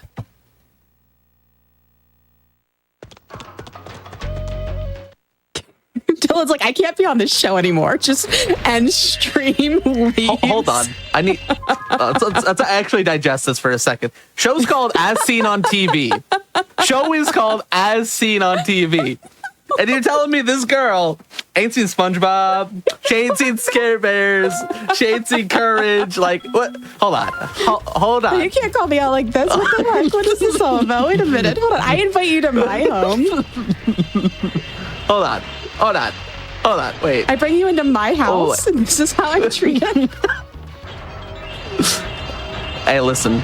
I'm just saying, we need to watch Courage. We need to watch Courage. I do hear it's very good. That is one that I also have been really meaning to watch. It is one of the ones I would say is probably a must watch from that era. Like, I think obviously you might not enjoy Care Bears at this point. It might be a little bit of a little kid show at this point. SpongeBob, I'd say, has some good humor, some good dialogue, but Courage is just it's so good. Courage is great. As seen on TV, folks. Oh, I'm kind of heartbroken. I'm not gonna lie. I'm sorry. It's also just clicked with me that's the name of the show, and this is the.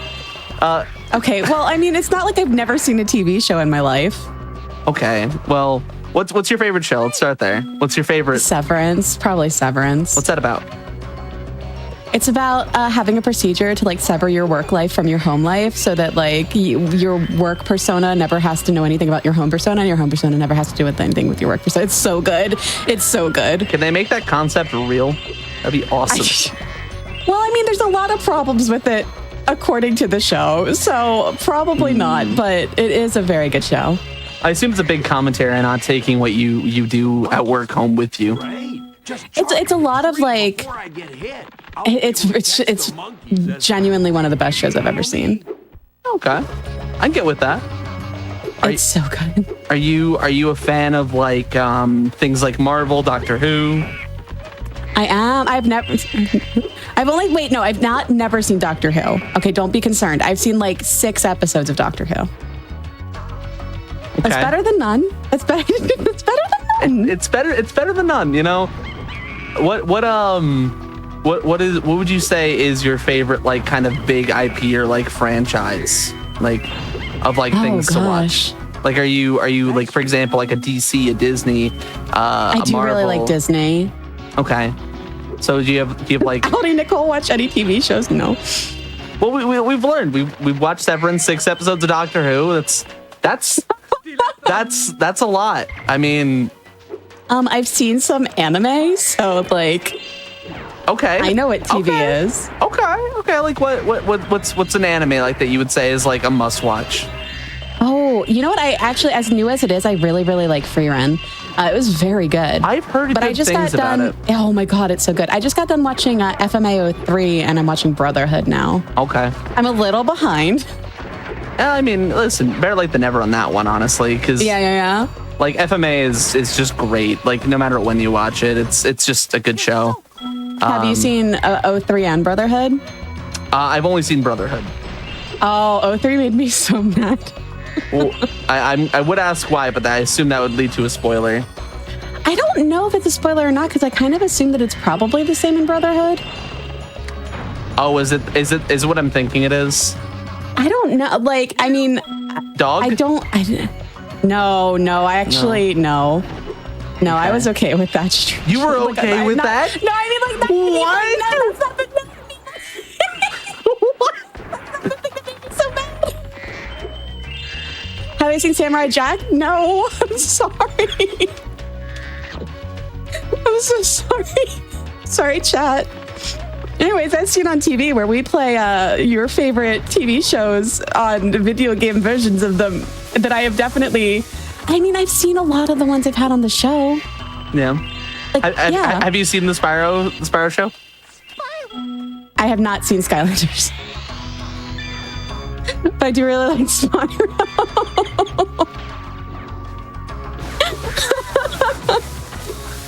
Was Skylanders good? Was it a good show? I haven't seen it. Was it? I watched one episode, and the one episode... You cannot judge me about Skylanders now. No, I can't. As you were trying to. I can't. The one episode I've watched involved... It was Spyro was like the main focus of it. It was talking about him like going through and like becoming a Skylander or whatever. It's like this big honor in that universe. And the only thing I remember from it is there's a character who asks for an autograph or like a picture with him, and he literally just grabs the camera and fully aims it at his butt. Like that's all he does. And then he snaps a photo. It's like it's like 4 frames of it, and then it's gone. And then it just continues like nothing else happened. And then the character's like staring at it, like in their hands, like in like, the background of the shot while he's talking to another character. It is the most awkward thing I've ever seen in any TV show ever. Amazing. Yeah, that's the only thing I know about it. Anyway, here's Breeze Harbor. This level is one half of a war. So happy times, we love war. Specifically video game war when it revolves around birds and these like weird slug guys. Who's gonna win? Whoever Spyro decides, because he's a war criminal and he fights for both sides. Wait, you get to pick? No, but we get to headcanon. If you could pick which side. Oh, 100%. It's not Zephyr because they have Cowlix. It's Breeze Harbor. It's the birds. The birds should be winning. I was gonna say birds because I like them more than slugs. Oh, so you want us to be on like opposing sides? Is that? Well, no. I mean, this is great. We're really like we're synced on this. I think so. Are you sure it's okay? Also, slugs. I mean, slugs are just like you can kill them with salt. Don't do that, chat. That's very mean. Don't do that with salt. Do not do that. That is incredibly cruel. If you do that, I will judge. But I feel like the birds have a really easy, like they've got a really easy win here. Oh, absolutely. I mean, listen, they shoot bombs and stuff like that. They load themselves up with bombs, eat them, and then shoot them. Like, it's awesome. Okay, they could just shoot salt, though. They could just literally drop salt and they could win. I agree, but I think bombs are like a little more flashy, so I can kind of appreciate it from like a game perspective. Yeah, I mean, it might not be as exciting if it was just salt. Maybe not quite as much, but... All right, I missed him. I knew I did. I shot a little bit early. So here we have to shoot out these 8 mines. After this, we're going to get a teleport. Thanks. So in this level, this is one of the very few times in the run where I will tell you out loud that I'm a little nervous. Strictly because there's a chance we can crash the game here. It's very avoidable. And I'm fortunately that guy and or the GOAT and or the best of all time. And I'm very humble and attractive. But when you're swimming in air in this level, there is in every level of the game, there are certain animations that are loaded to save on memory. That way it reduces lag and frames and stuff like that in it. So like certain animations are just simply not needed. One of those animations that is commonly not needed in this level is an underwater damage animation. Now, you might think to yourself, why does that matter? And it's if you're looking on screen, you're seeing me swimming in air, you can kind of more or less figure out why. I can, in fact, take damage while in this swimming state, which is not loaded to the game's memory. Now, if I do that while it's not loaded to the game's memory, the game will instantly crash, and I'll be stuck on a very funny screen, which unfortunately will mean I have to load up my save state codes and go based off of those instead. However, as long as I make it over to this guy, I did, I'm fine. Yippee. Okay, as long as I did that fine, we get through this unscathed. I also did mean to play on a autosave file, that way I'd have my progress, but apparently I just didn't click it when I started, and I noticed that about 10 minutes ago. So I was thinking about the wind. Yeah, it's fine. Exactly. That's Breeze Harbor. It is a scary level specifically for that, but other than that, it's fine. That route was actually recently-ish found. It was found about like 7 or so months ago by a guy named by the name of Zachary Lawrence. He has been a great friend and mentor to me, kind of in Spyro 2 and in the category specifically. But him finding that route in particular was very quickly the bane of my existence, because when I ran this game very actively, specifically ran this category very actively, I did crash there more often than I'd like to admit. But it's okay. And now we're in Skelos. This is the level that's on the title screen in Ripto's Rage. It's a very nostalgic level for a lot of people. I personally find it to be one of the overall better levels in the game. As far as like the overall like visual style, tone, everything, the music, I think it's a very well put together level. It is also, again, a sister level, this time to Crystal Glacier, which we're going to be doing right after it. But first and foremost, we're going to grab the Talisman from the end of level NPC, which we get to the Talisman. I don't like saying things very normally as often as I can. No, that's fine. I like it. I enjoy it. Kaylee's Min is one of my main ones though. I like to lean on that one. So in this level, our main objectives involve us hitting this mystery vase around the map so we can do this properly. And then also getting all of these bones from these little lava lizards, which, missed that one. Okay. They can be a bit troubling from time to time. To put it very bluntly, there is a world where if I miss and I die during grabbing one of these bones, I have to reset the mystery vase, which loses a lot of time. There's a world where that happens. Fortunately for you and myself, it is not this world. We're gonna grab an extra life there off of him, that little lizard, which is a fodder, giving us, the sparks level up and everything. So here we have 2 more bones to grab. We're gonna double jump into this guy, land right between his legs, grab the bone as it comes out, and then up over here, hit the mystery vase, and then charge over this way. And now here I have a tiny bit of I don't want to say a hard movement to do, but it's definitely challenging compared to a lot of the other stuff. So we're gonna hit the bone here, jump up, grab it, and grab those 2. I missed the 2 gem, unfortunate. I didn't take that corner tight enough, that's unfortunate. However, now we get to watch a disco skeleton, so I'm gonna let this play a little bit for you guys, because this is oftentimes one of the more nostalgic moments in the game for people. He's just doing Big disco. fan of disco skeleton. Yep. This is actually its own separate category extension, getting to Skelos as fast as possible and doing this orb as fast as possible. It's a miscellaneous category in both Spyros 2 and 3. A lot of people like it. Really? Yep. It's called Bone Dance. I love that. Oh, that's great. Yep. A little guy, he just dances, makes you smile a little bit, brings a little bit of joy to your day. Little guy. Just a little guy. Sometimes it's just a little guy. It's bringing a lot of joy to my day, honestly. Hey, rightfully so. He's doing his best. I like to call him Colonel Sanders. I don't know why. I called him as a kid, and I've kept it since. I was a little one. Oh. Anyway, we're gonna jump across this bridge and, commit genocide on these lizards now. After watching a man dance, it's a very big tonal shift, really. So here there are these lizards that try to eat these nice little villager guys that are loving and happy. Look at how loving and happy they are. Look at how happy they are. Look at them. Well done. They're so smiley. Oh, they're so smiley and happy. They're so smiley and joyous. But we just destroy those lizards and then save them because they're chasing them down to destroy them.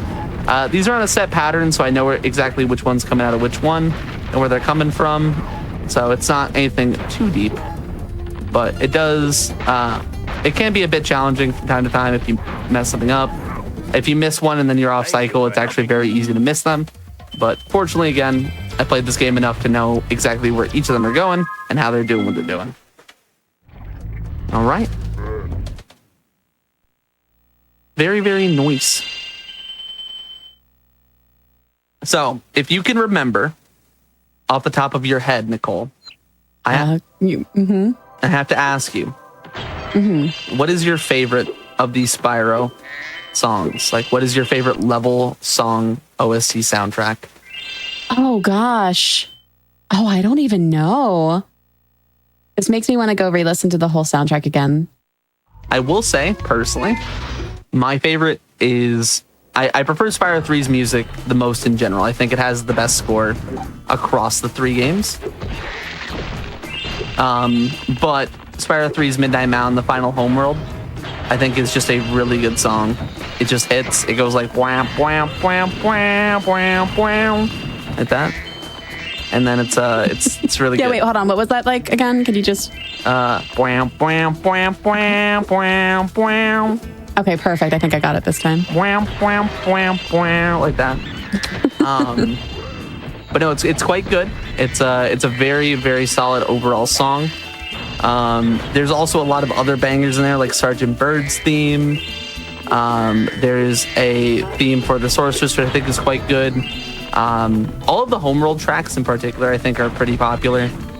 But yeah, just in general, I like Spyro 3's a lot. I think Stuart Copeland did a phenomenal job with the Spyro games for their scores. Do you want to know the first thing I think of whenever I think of Spyro? What? I hate to bring back bad memories of Spyro 1, but those stupid egg thieves. Oh, yeah. I hate those guys. So I didn't ever think about this until like a week ago. And I've been, like I said, speedrunning these games for about 4.5, 5 years, playing them very actively. Those aren't in Spyro 2. Good. Like they're in Spyro's 1 and 3, but they're not in Spyro 2. At least not like the Spyro same 2 thieves. supremacy. It really is just the best one. See, like this is the one you should run. Like, You know what? Honestly, with it not having the egg thieves, you might be right. You might actually be right. like just honestly, just call me and I'll just teach you whatever you want to know. Like, please teach me everything about Spyro 2. Thank you so much. Unfortunately, I know quite a little bit, but if I don't know it, again, the Spyro community is wonderful for that sort of thing. Literally, there are people just in troves, like, available to, like, help teach you or, like, educate you or provide you a resource on, like, whatever you want to learn. It's a wonderful, wonderful community filled with great people. However, we're going to be encountering, I would say, inarguably the greatest character in all of Spyro history here in a moment. And I would like to preface a very important message. He wants to see you. He wants to see you. He wants you to acknowledge his presence. He wants you to say hi to him. So I'm going to say a very specific line. It's to be very obvious. And I'd like if anyone is available to echo the sentiment that I'm going to be expressing here. And it's a very simple one. And I'm going to point out here in a moment. So, you saw him for a second. You saw him for a second. You saw him for a second. He was there. He was there. Spoiled. He's on his way. He's making his way up the hill. Oh, we saw him for another second. Making his way downtown, walking fast, faces past when he's homebound. And hi, George. There he is. So hi, George. This is George. He's a snow leopard. He really likes fish. I love him. And I love him more than anything on this planet. Yeah, he might be the best character in this game, actually. Yeah. Can we get some hi Georges in the chat? At everyone, can we get hi George? Because he just wants to see you. He just wants to be told hi. Like, look at him. It's George. Hi, George. Hi, George. Look at him. Oh, chat, you're doing so good about saying hi to George. Look at him. Look at him. It's George. He's so good. He's such a good boy. Look. And now if I stop here... Do they make a plush of George asking for a friend? I'm working on it. I am personally working on getting that made because I want it really bad. I just want one. Thank you. If we stop here, he's going to sit down. Look. He sits. Stop. Stop. He's gonna be such a Oh my gosh. Oh, we missed the 10 gem because I wanted to watch George sit twice. But that's fine. I need a marketable George plushie. Yeah, we're going to get a marketable George plushie for sure. Get it in there. But unfortunately, our time with him is short. But goodbye, George. I love you. That's really upsetting. We'll exit there, hop on out. And now we are from truly the highest of highs to lowest of lows, because from George, the most beloved, gorgeous creature in this game, we unfortunately have to head to the fiery hellfires known as Zephyr to encounter the beasts, if you will, known as Calyx. But very bluntly, I hate this level and everything it stands for. This is the other half of the war, and I pray that it loses to the point where this level is eviscerated from every copy of Spyro 2 ever in history, forever and ever and ever and ever and ever. Just rewrite the entire game. It would be awesome if we could. It would be awesome if I could. Someone said they named their cat after George. That's so awesome. good. What do you mean? That's so good. That's awesome. I need to name my cat George, even though I don't think I could ever my name cat is George. Quarter Pony. I have Quarter Pony Egg and Toast, and maybe Quarter Pony. Yeah, she's real dumb. Maybe we can just rename her George. She's so dumb. There's not a thought in her beautiful blue eyes. That's how my we have a little Himalayan cat, and she is dumb as a box of rocks. Her name is Duffy, and she's the kind of cat that will like lick or try to eat anything that exists in the world. So it's awesome. My huskies try to eat drywall. Well, my husky tries to eat drywall. Oh my gosh, good for them. Yeah, honestly. I mean, it's kind of tasty, I think. I don't know. I'm not an expert. Yeah, follow your heart. Yeah. Who are we to judge? People. Yeah, but have you tasted drywall? Not recently. Yeah, I've not tasted drywall, so for all we know, it could be great. It could be. Yeah. Honestly, you're kind of selling me on drywall. Good. good. That's exactly what I was trying to do. Can I get a 1 in chat for everyone who wants to eat some drywall? Don't eat drywall, Yeah, please. it's a really good idea. No, it's a great idea. Yeah, don't eat chat. Don't. If you take 2 things away from today, if you take 3 things today from away from today, 1, don't salt slugs. 2, don't eat drywall. Yes. 3, Spyro 1 is mid apparently. That too. And 4, be sure to Ooh, a 4th one. stick around for future episodes of As Seen on TV, where Nichole will add a segment, adding a running tally of shows that she has watched since the last. Oh, you know what? That's actually not a bad idea. Like, hi, chat. Welcome to As Seen on TV. I watched an episode of SpongeBob. We got there. This one was about the exploding pie. I thought it was really morbid.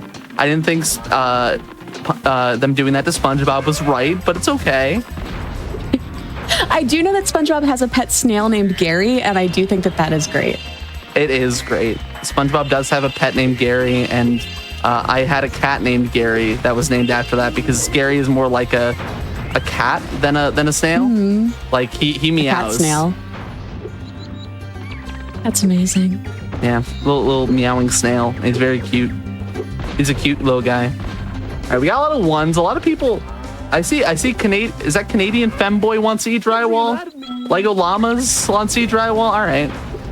All right, that's a surprising amount of you that want to eat drywall. Can we work on like a commission-based like Dylan J. Fox x GDQ drywall drop here? Get some of this moving. Do you want to eat drywall? Well, have we got news for you? If we can get some partnership there, you know, this is a good business opportunity, I think, for all of us involved. We'll get like a blue raspberry flavored one too. Everyone loves blue raspberry flavored anything.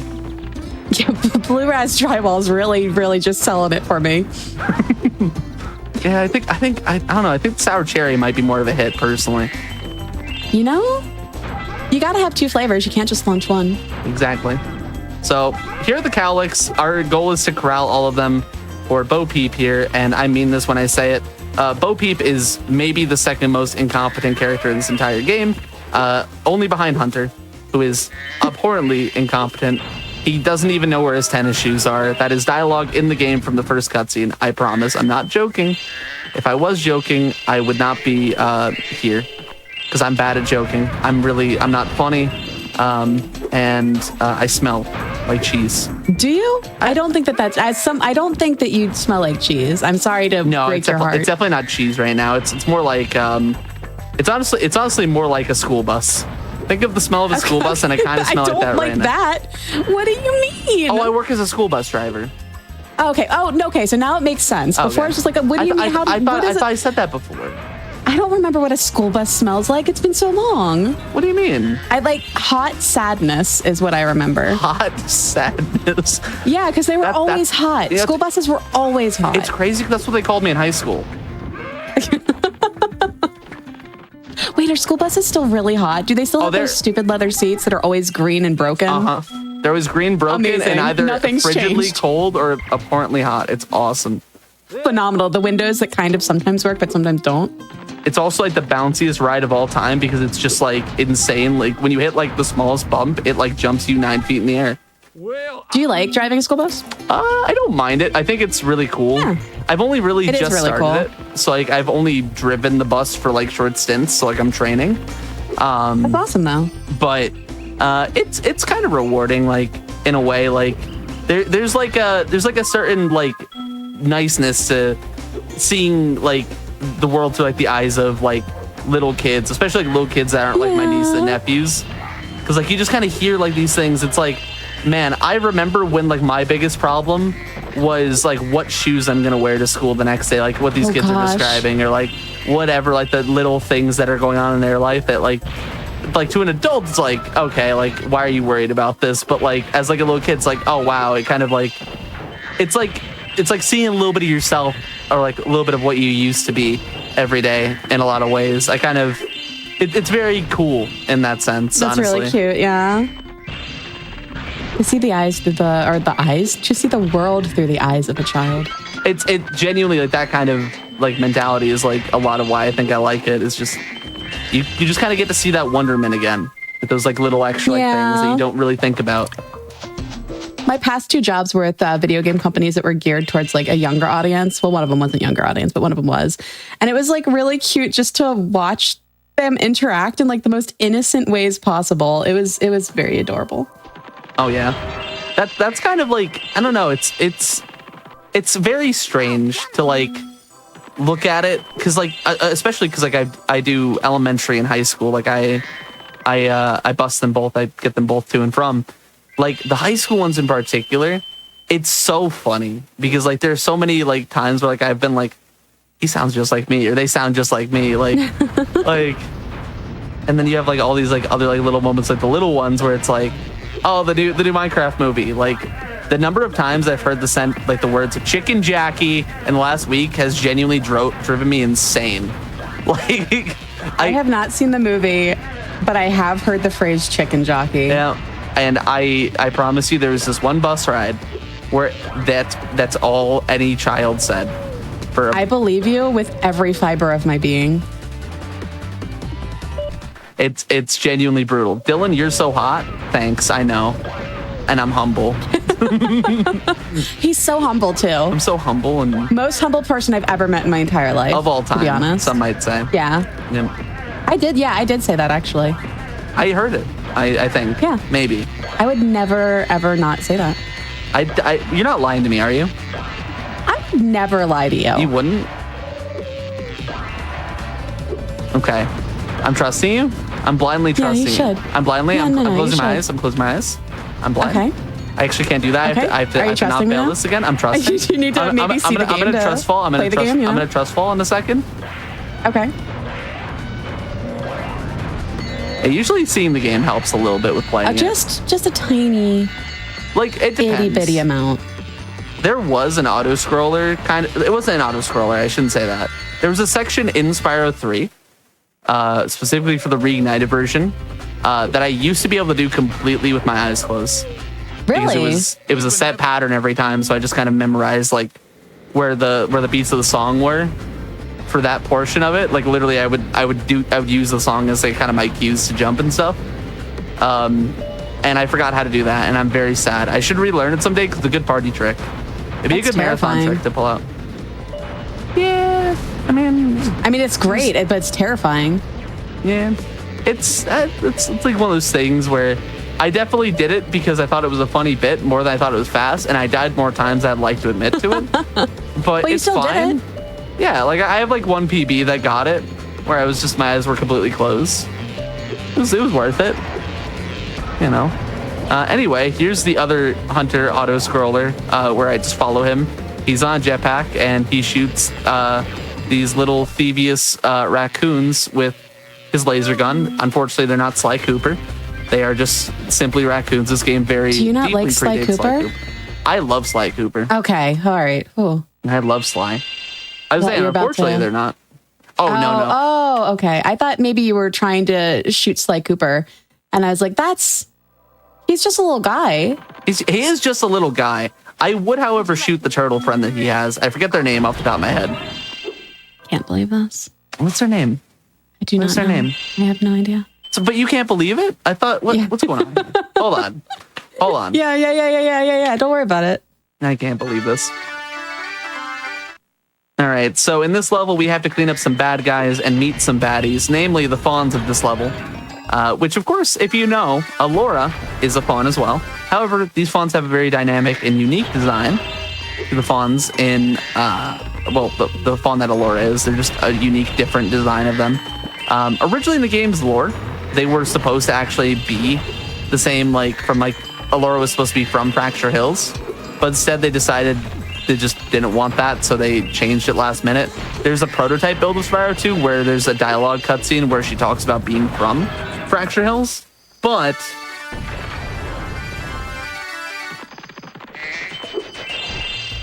wait, did I miss 3 gems in Crystal Glacier? No, I didn't. There's no chance I missed gems in Crystal Glacier. I see I have 3 gems and a George emote, and I'm just assuming that I missed gems, and if I did, then that's unfortunate. I'll go back. We'll end with George. We'll see him again if I did. Oh, we can end with George. We can see my boy again. My boy. The one and only. So, here we have a... I forgot I have to wait for this. Yeah. We have a 1 cycle to do. This is a little bit precise. So the camera here gets a bit wonky because we're supposed to be following the alchemist through this section as he goes to Hunter. However, because we do not want him to free Hunter, we will simply leave him alone and hope that he gets hit, even though we have actually destroyed all of the enemies that would otherwise allow him to get hit. And here what we're going to do is we're going to be trying to get both an orb for the supercharge as well as an orb for freeing Hunter here in this moment. While I do this 1 cycle with this wonky little camera. That is unfortunate. I actually hit a pig there. The reason you don't want to hit the pig there is because when Sparks is occupied with an action such as eating a fodder or eating a butterfly rather, he will not collect gems. So there I actually have to go back and grab an extra 5 gem. But we fortunately otherwise hit the 1 cycle, which is pretty good. We'll take it. Thank you for the orb, Hunter. Thank you much. Don't thank Hunter. I know I shouldn't. I just try to give him hope. I try to meet him halfway, you know? Yeah, I guess. All right, so normally we would have to eliminate all the Earth Shapers with Hunter here, but fortunately or unfortunately for us, he's completely useless because we already did it. So we, instead of all that fun stuff, get to go clean up these gems and kind of finish out the level. And so here, we're going to jump around. So I do have to be careful here. I have to basically hit both of these things at the right timing and not collect a gem at the exact frame that they would be freed. Otherwise, the game will crash. Now, there is a small chance I get a game crash here, but I fortunately have gotten much better at this section, and I'm pretty confident I won't just crash. Okay, very nice. Literally, if you're collecting a gem on the frame that white flash happens while you're running there, the game will just crash. And it happened to me in my one other marathon run of this game. It never happened to me otherwise. It only happened that one time. And ever since then, I have had a fear instilled in me that it will simply happen at every marathon run. Oh, and no. I'm absurdly happy it just didn't happen a second time. I believed. Yeah. You didn't even know to believe, and you believed. That's how real belief works. Yeah. Yeah. Yeah. I know. Yeah. Yeah. Anyway, here's Magma Cone. So this is the sister level of Fracture Hills. Get a drink of water. This one, we have fawns again. However, instead of like freeing them from Earth Shapers in the same way, they actually have all of these cool like little booby traps set up for them, which normally Spyro you'd want to charge into these Earth Shapers, not come onto these X's. I will do one just because I think they're funny, just to show it. So he's just gonna throw a rock at me, he explodes, like, oh, cool. There's a bunch of those throughout the level that you're normally supposed to beat those guys with. However, instead of that, for the most part, we just don't worry about them. We more or less ignore them. And mostly we'll just fireball any that we need to. They're really not an important part of this level. But an important part of this level is Popcorn, which is an RNG minigame in which Hunter competes against us for some reason, despite, again, us trying to save his world at our, like, inconvenience. Like, he called us here. He said, hey, man, you want to help me move this sofa? And then he proceeded to lay on the sofa. Is basically what Hunter just did. Yeah, he's kind of awful. He might be the worst human being alive. And by human being, I mean Cheetah. As I'll say, he's not a human being. He sure isn't. But I mean, like, maybe he is deep down. Like, what if we're all human beings? What if inside we're all human beings? Yeah, what if we're all human? Like, he's really showing his humanity here by being an absolute word I can't say on GDQ Hotfix. It's just a piece as of seen work. on TV. A piece of work, yeah. That's he's just being a bowl of soup right now. He's being a bowl of soup. Yeah. I have to use that one. Yeah, it's a good one. Bowl of soup's a really good one. Okay. So popcorn, the reason it's called that is because in the guidebook it actually literally gets labeled as popcorn, but these little crystals just pop up from the ground, similar to popcorn popping up when you pop the popcorn. You know, put it in a microwave, watch it, go. I want everyone after this stream is over, go get popcorn, get a single kernel, stare at your microwave the entire time until it pops. Get one single kernel of popcorn, and once it pops, I want to record the entire thing and then tweet it at GDQ with no context. Don't say any words with it. Just post a video of your microwave popping one kernel of popcorn, and that will suffice.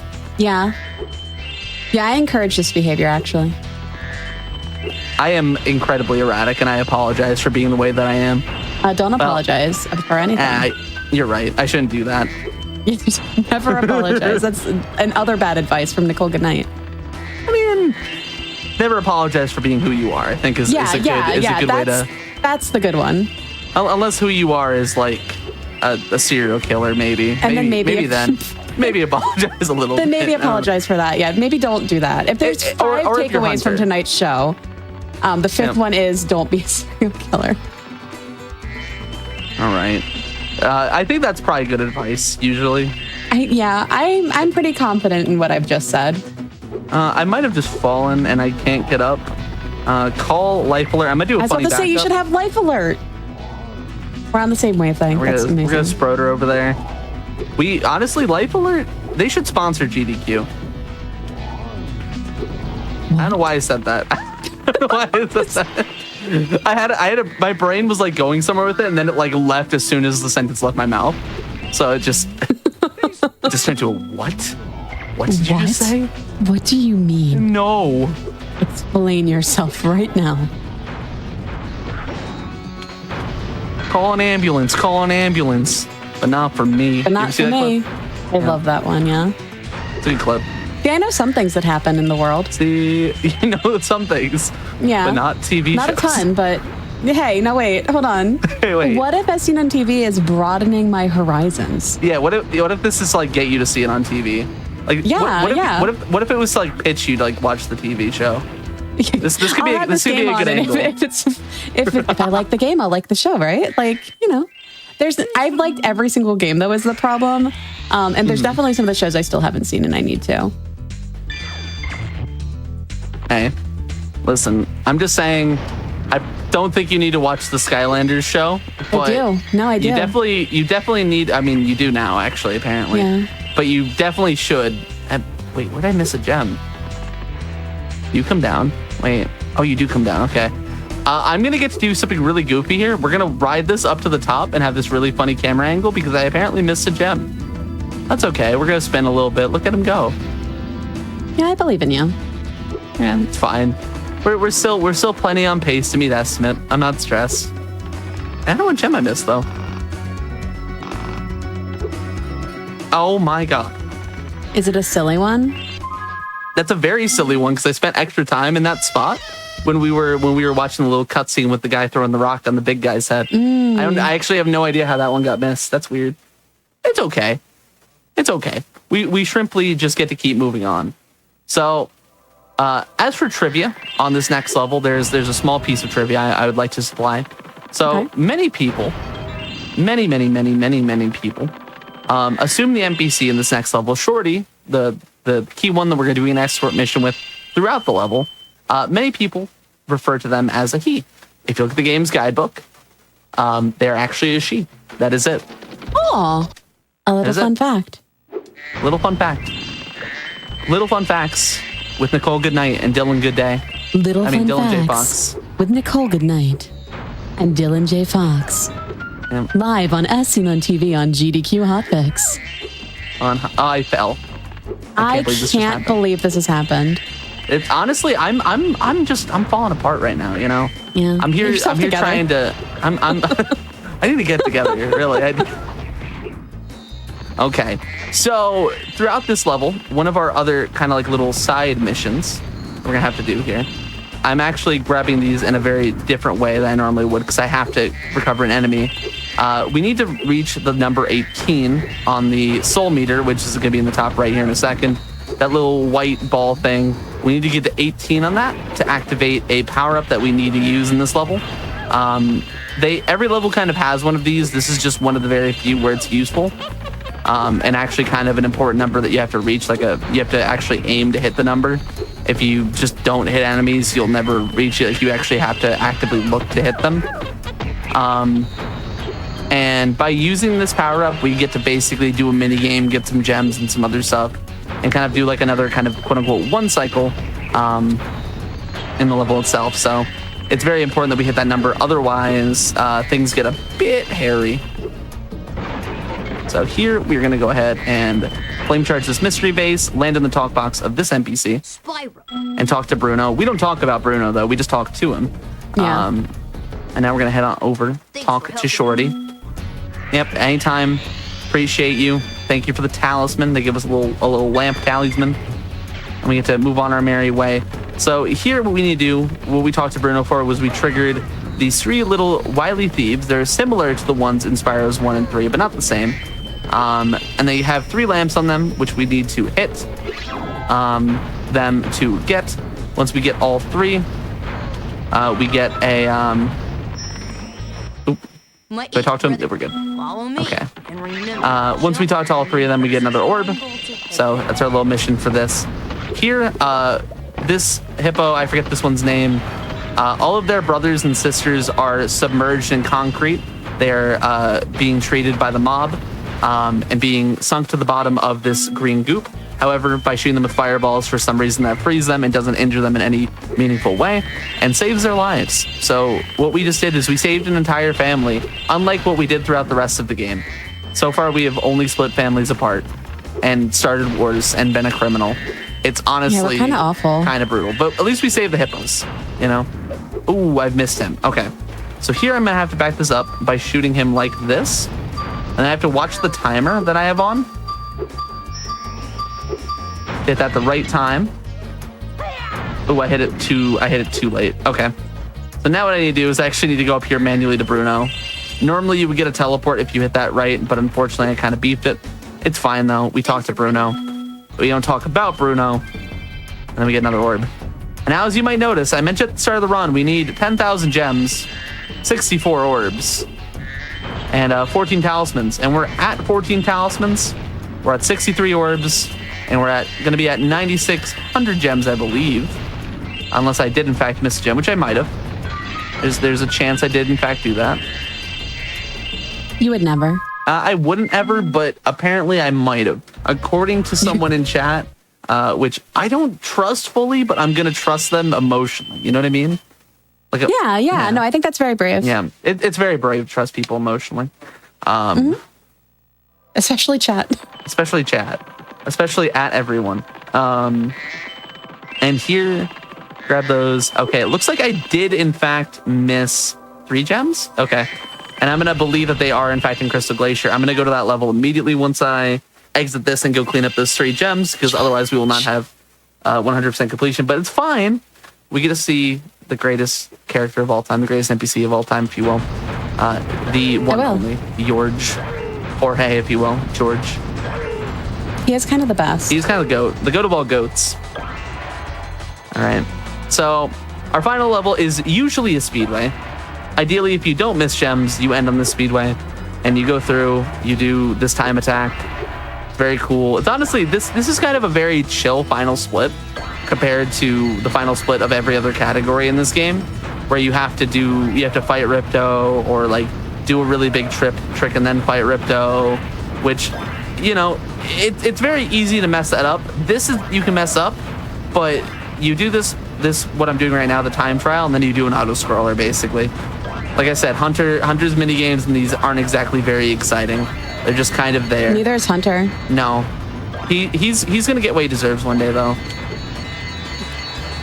One day he's gonna get exactly what he deserves. We can only hope. One can He's gonna go into the soup. I think we're gonna put him. Oh my in where gosh, the that's turtles went. perfect. He can go into the soup. Yep, cheetah soup. Good job. All right, so now we're gonna go paragliding. Hunter takes us in the back of his jet ski. We're a dragon though. We could have just flown, but instead we're gonna go through these rings in a very awkward way, where I only hold left and right. As such, there's no other inputs. This is all it is. It's a set path each time, so I always know what we're going through.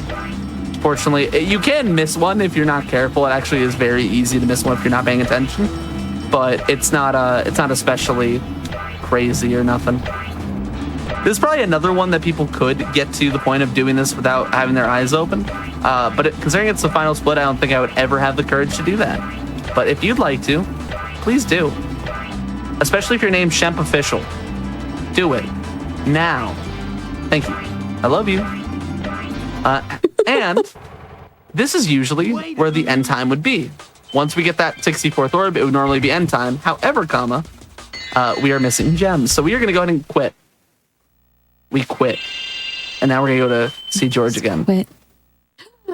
This was all calculated. It really was. Honestly, I think I tactfully, like, I wasn't thinking about it really, but I think subconsciously I was like, I just want to go see him again. You know? That's fair. Yeah. You know, every day I think of George. You should. Honestly, I think everyone should think of George. He's kind of the greatest thing to ever happen of all time. Maybe ever.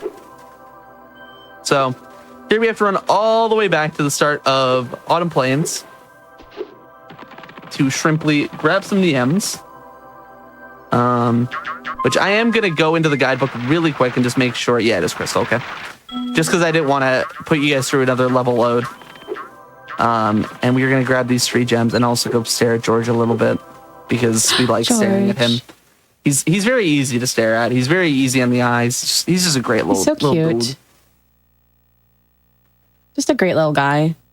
3 gems by George. Oh, I know which 3. Actually, I know what I did too. Hold on, wait. Can I do this? I'm honestly so cool. That is a proxy that me and one other runner go for because it's incredibly difficult to get that height. And you normally only do it in Talisman, but I just did it as a backup here. But now we get to see George because I'm really cool. We get to see him faster. That is so cool. I'm actually genuinely really happy I hit that because it just took us right. Congratulations. You did it for us. You did it for George. I hope I hit it during the Talisman run because that's when it matters. It matters now because George. But it's cool. I hit first snowball in a marathon. But yeah, I'm Dylan J. Fox. That was Spyro 2 100%. We have officially completed. Did you just not call time? Did you just? I forgot. Yeah, I might have forgot. Did you just not call time? That might have been time. I might have forgot a little bit. Oh my gosh. Yeah, we got 100% of everything.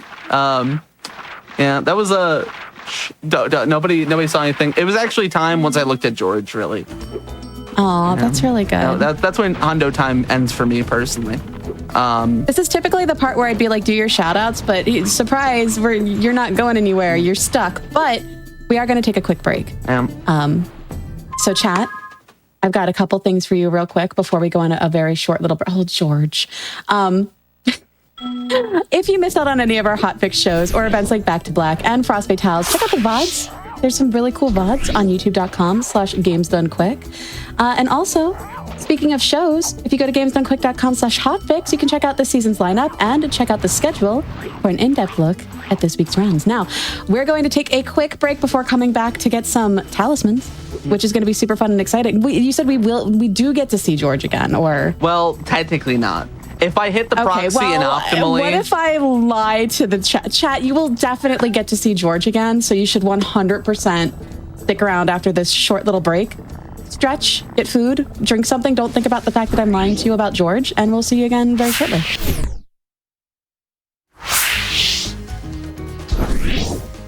Welcome back to As Seen on TV on GDQ Hotfix. That was, we had a great George-filled run. It was amazing. I had a really good time. We're about to do 14 talisman and then maybe a surprise. Perhaps a surprise. Is the surprise George? It's not. I'm sorry. But it is still a surprise. But first, your subs, Prime Gaming subs, gift subs, and bits cheered on the GDQ Twitch channel help support Games Done Quick Hotfix, like this one, which also supports George. I'm really going to milk this George thing because George is like my favorite thing in the world now. If you enjoy watching speedruns, consider subscribing to the channel to get access to our emotes, have ad-free viewing, and chat with other subscribers during our replays. Now, we're going to go back to Dylan? I'm so... Don't look at me like that. I don't know how to speak. We're going to go back to Dylan for some 14 talisman percent and then perhaps a surprise. Take it away. Take it away from me immediately because I've lost the ability to word. Ladies and gentlemen, boys and girls, welcome back to Games Done Quick Hotfix as seen on TV. And you're here with the most must-see speedrunner in speedrunning history, Dylan J. Fox. Nichole, thank you for that wonderful intro once again. We're going to be back with 14 talisman here. and maybe with a little bit of something extra at the end. However, I would like to preface this run by saying this is my favorite speedrun ever. This is the category I fell in love with. It's the category I'm grinding for a record in. It's the only one I want to be the best at, and I'd like to showcase to you why I like to think I am one of the best at it here today.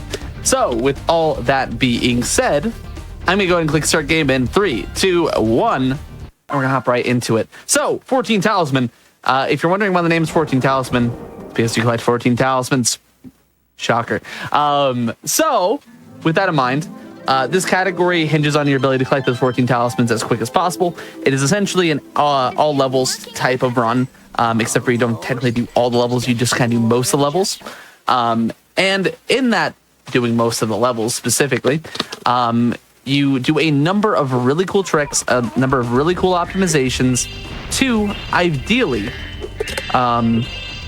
get to Ripto, get to Gulp, get through all the bosses as fast as possible.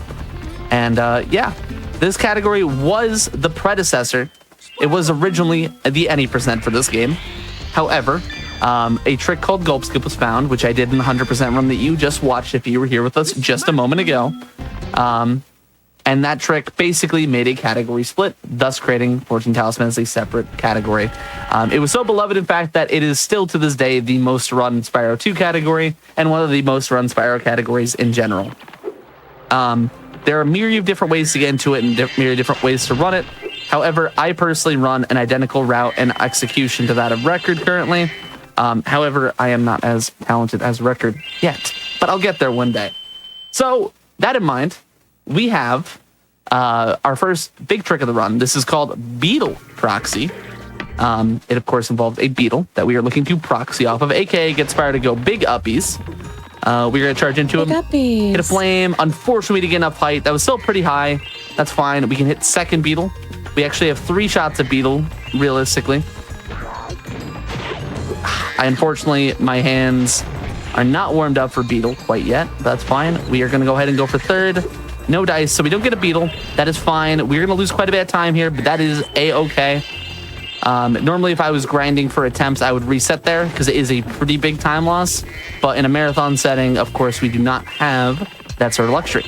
But even still, we can definitely still PB off the back of this. I do have quite a bit of time save throughout the run that we can look forward to. So PB is not dead at everyone. Pace Pals, rejoice. I'm rejoicing. So normally in this level, what you have to do is you just have to escort these guys through at the end. You normally have to flame this guy, but instead we're going to double jump around this corner, double jump around here, talk to the end of level, perform and max. He's going to give us our talisman, and we're going to hop on out. This guy sure looks a lot like the last guy. Kind of sounds like him too. That's very humbling, honestly. I found that last guy was really hot. I loved his voice. I think you should follow him. I think his name might still be in the title. He might not have updated. It should be Dylan J. Fox. I think you should drop a follow there. He's really cool and kind of... Yeah, the last guy introduced me to George, which I did meet like 20-some years ago, but forgot about. So. I can't believe... You forgot about George? How could you? Listen to me. I was in SpongeBob. Like Forgets about George. Years ago. Okay, all right. All right. You're just as mean as the last guy. Anyway, so we're going to go ahead. Colossus is a level earmarked by one trick called Nose Skip. Unfortunately for me, I can't skip my nose in real life. I can skip it in the game. So we're going to go ahead, hop around it. We're going to do a little double jump here. A little bit of more platforming action. This level is honestly eye candy for the pure movement engine of the game. It shows like everything that you need to know about the basic movement really, really well. And yeah, we go into this Yeti. I unfortunately got in on a bad cycle. So the Yeti can roar either once or twice there. I got 2 roars, which means it's a bit slower. I lose about 1.5 seconds to that. Basically, if you get in there just slightly too late, which that time I was just a little late, you will get a bad cycle and thus get a two yelling Yeti, Yeti. He blew Yeti. Not blue. What do you mean? He's mean. I don't like him. He's a Yeti. What? Okay. All right.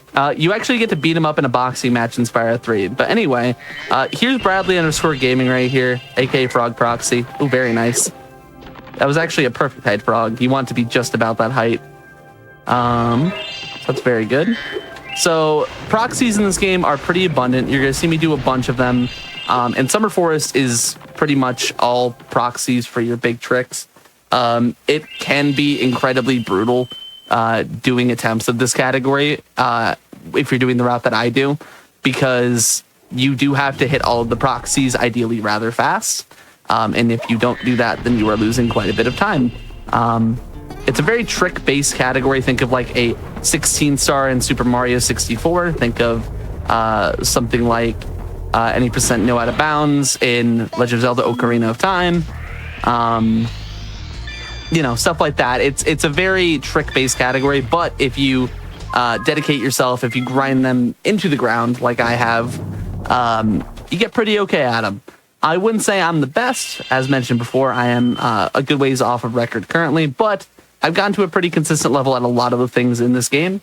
And that goes from being at a level where this category in particular, used to take me about an hour and like 45 minutes. That was my first time ever recorded in this. My current personal best is 24 minutes and 27 seconds. And that comes down to the very simple mentality that I've always had towards speedrunning of anyone can. And if you apply yourself, if you push yourself, if you decide that you want to do this, you can get to whatever level you want to. And that's kind of why I've attached myself to the idea of getting a record in this category as much as I have, is because I wasn't a person who started off in speedrunning at a very high level. I didn't come into this hobby really being good at the whole practicing and getting good at everything in the game. And I think that if I'm able to do it, I think it's a testament to the ideology that I believe in of anyone can. So if you'd like to speedrun Spyro 2, this is my like little soapbox for you, saying if I can do it, you can do it. So all that being said, once again, big shouts to the Spyro community. Be sure to join. Feel free to message me directly if you'd like to, if you have any questions about the games or want to run them yourself. So that was Turtle Proxy. I didn't want to talk about it too much because every time in a marathon I have, I've been overthinking it, overtalking it, and I've gotten to like 15th try. Ideally, you get a first. That was a fourth. It lost about 20 seconds to my gold, give or take, if you're curious. But it's honestly fine that it was fourth try. That's still a lot better than some of my marathon setting turtle proxies. It is probably the hardest proxy in this first homeworld. But fortunately, you get infinite tries. You lose a lot of time when you're taking too many of them. So our final proxy and our final level of our first homeworld, Summer Forest, is Aquaria Towers. So this level is earmarked by yet another proxy. However, you get two versions of it. You get two sheep. You get your bottom sheep, and you have a top sheep. Seep. You get a seep. And we hit the top sheep. Very nice. Okay. Cool. This is actually a very solid pace. If I hit Beetle here, this would have been, give or take, about like 4 or 5 seconds behind PB if I hit Beetle. Oh, wow. Of course, that trick is a bit finicky, so I'm not like overwhelmingly surprised I missed it, but we'll still be able to eke out a very nice run here with the pace we're on as is.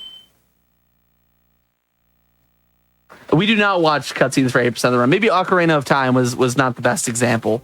That might not have been the best one, but more like 16 star. Think of that. So here we're going to encounter our first boss in the game. This is Crush. He's very happy to be here. However, he's not going to be here for very long. He has two forms of attack. He has his blue attacks. He has his red attacks. The blue attack, he has like a little jumping stomp where he puts out like a little ray field where it goes towards you like this. You just jump over it. You flame him. And then he'll have a red attack. Once he flips over the attacks, it'll happen during his third and fourth hits. And then the pads on the floor will correlate, of course, to his attacks. And then for his last 3 hits, it'll actually swap between being red and blue across the field. You'll see it as we go. So for once he's on that pad on the left, we want a damage abuse to keep him on this one, because once this flips to being kind of the final phase, it'll switch to being a blue pad again, which is the easiest to get our final hits on him on.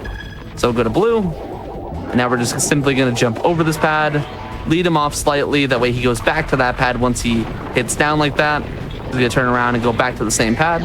Very nice. Did it come off? Go back to the same pad. Very nice. And that's Crush. He's a very simple boss, but you can mess him up if you go a little bit too close.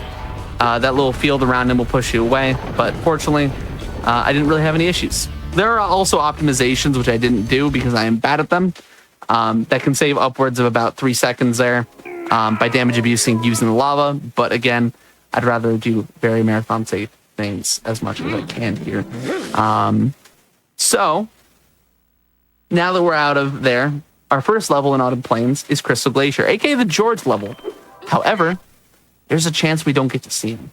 No. Why would you do this? If I miss the proxy, I have to go around the long way, which means we don't get to see him. But if I hit the proxy, if I hit it good enough, we actually don't see him anyway. But if I hit it just bad enough, but good enough to do George, we'll go see George. Yippee. That snowball was in such a bad place I didn't really get to attempt it. That's unfortunate. Okay, so George is, he went to go get milk. He's gone. He's a cat. He likes milk. You know how it goes. Oh, yeah, that does make sense. Yeah. So we'll have to visit him maybe at the end of the run, perhaps later. Instead, we are going to jump over here with a quick little double jump and try to snowball proxy up with this one. Ooh, I unfortunately pressed X a little bit too fast. I saw my low glide buffer come out. Pretty much, you land on the hitbox of those little snowballs. You press X as you land on them, and they send you big uppies. And by doing that, you get to go into this little talisman room early. But instead, we have to do some creative platforming to get there. It loses some time, but it is what it is. Yeah, I'm honestly very sad we didn't get to see George. He would have been just the emotional support I need. But he's living his best life right now, though, so you can take solace in that. Do you think George is more of like a 2%, 1%, or whole milk kind of cat? I think he's 2%. Okay. Actually, he's whole milk. Yeah, he is definitely whole milk in my heart, I think. Yeah, he really just, he deserves it, you know? He does. He deserves everything, really. If I could give George the world would be his. You know what I mean? That's how it is. That's fair. How life should be. That does make sense. Yeah. Speaking of a world, this is probably the hardest level in the world, in the entire world of Spyro. This is a very difficult split. I honestly am going to be shocked if I messed it up, actually. So it was supposed to be a bit, and then I messed it up, actually. So now it officially is the hardest level in the run. It's not like this. Not this. Normally it's us. You jump across, and it's the easiest talisman to get in the game. And of course, I might have fallen a little bit there, but everyone blinked. Everyone blinked at one time. All right, Nichole, I have a very important game for us to play here. This is one that my chat and my friends love. Nichole, one or two? Two. Okay, thank you.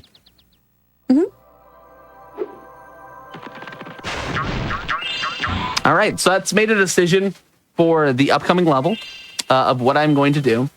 And let me just say, Nichole chose absolutely correct.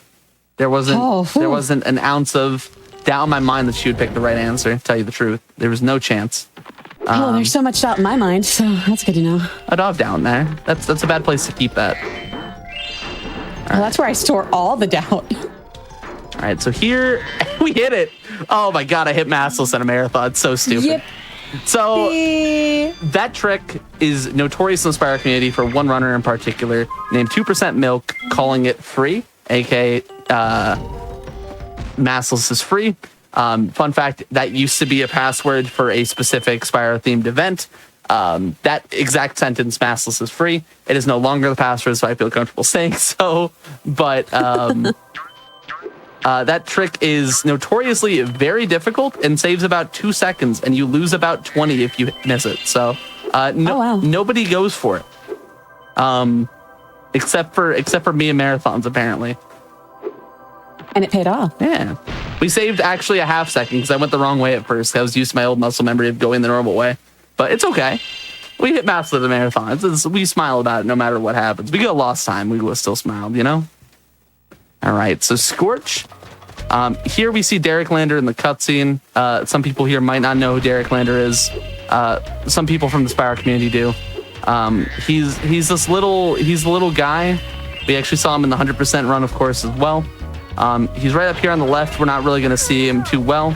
But his sister's over here. Her name is Greta. And she's going to give us a talisman. Very simple level. Nothing crazy. And from here on, we kind of get to experience probably the most awkward trick in all of Spyro speedrunning. And when I say awkward, I don't mean difficult, because saying this trick is difficult would be a bit of it would be a bit of a lie. It's hard, but it's not. I think anyone can hit it. It's just you have to know what you're doing. And this trick is called Saderless. So if you guys are familiar with like games that have camera related strats or camera manip strats, this is that kind of trick.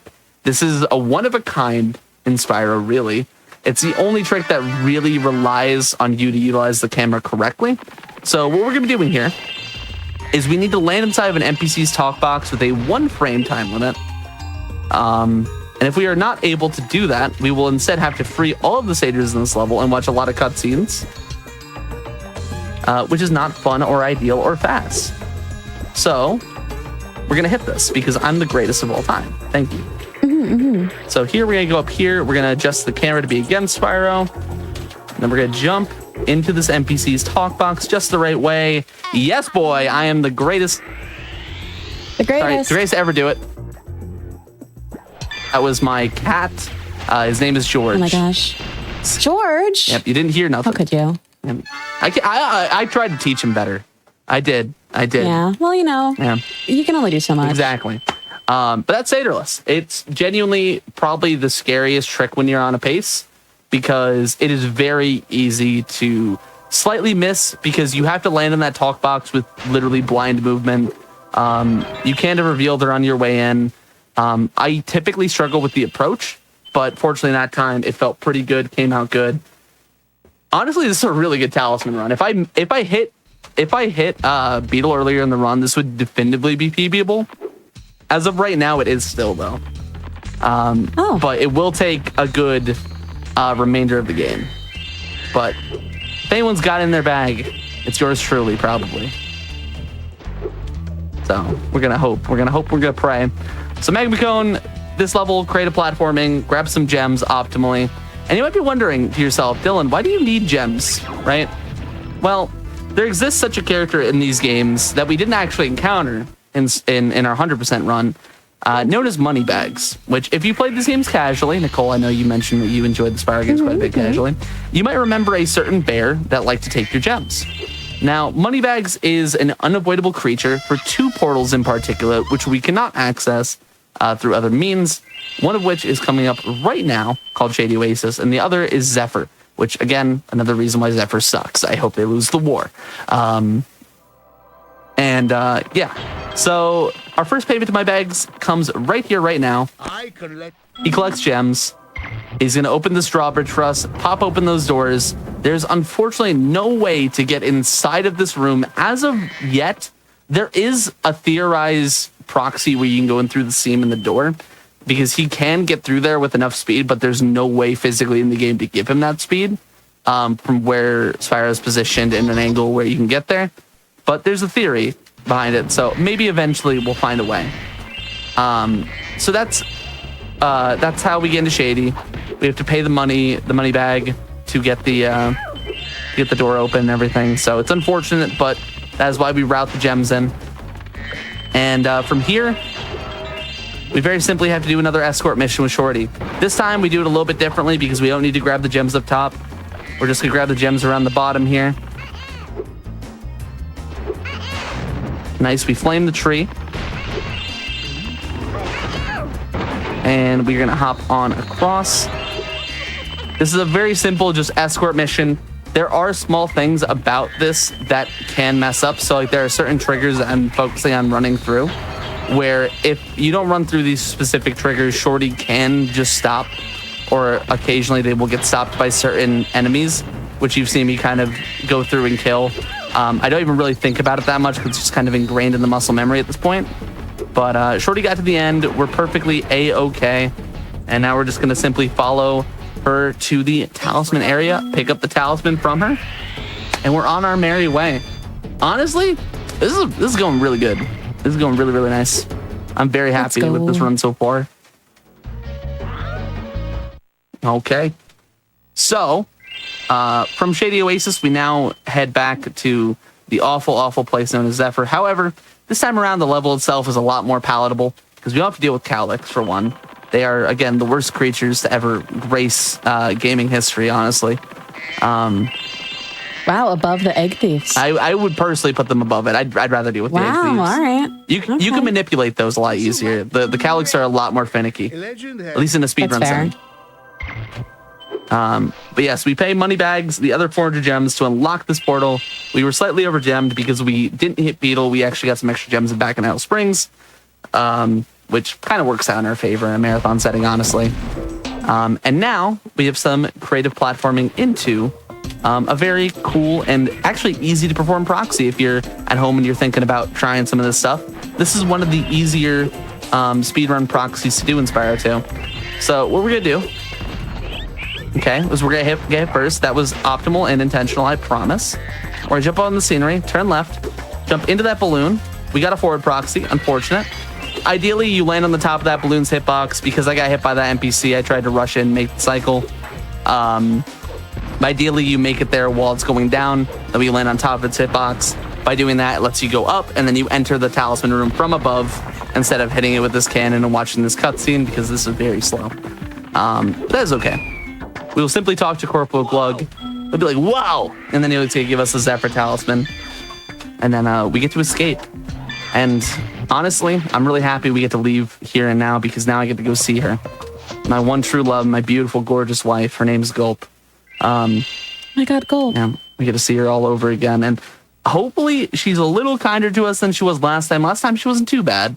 But I'd like to think that maybe she can be a bit nicer, you know? Well done, Spyro. Maybe she has it in her heart this time. We'll see. So I'm going to hop down into this hole.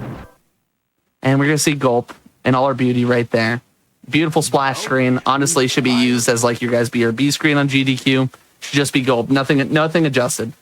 Just exactly as that. All right. And now we're going to fight Gulp all over again.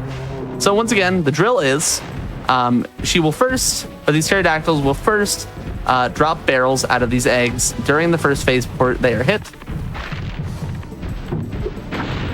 That is very unfortunate. Okay.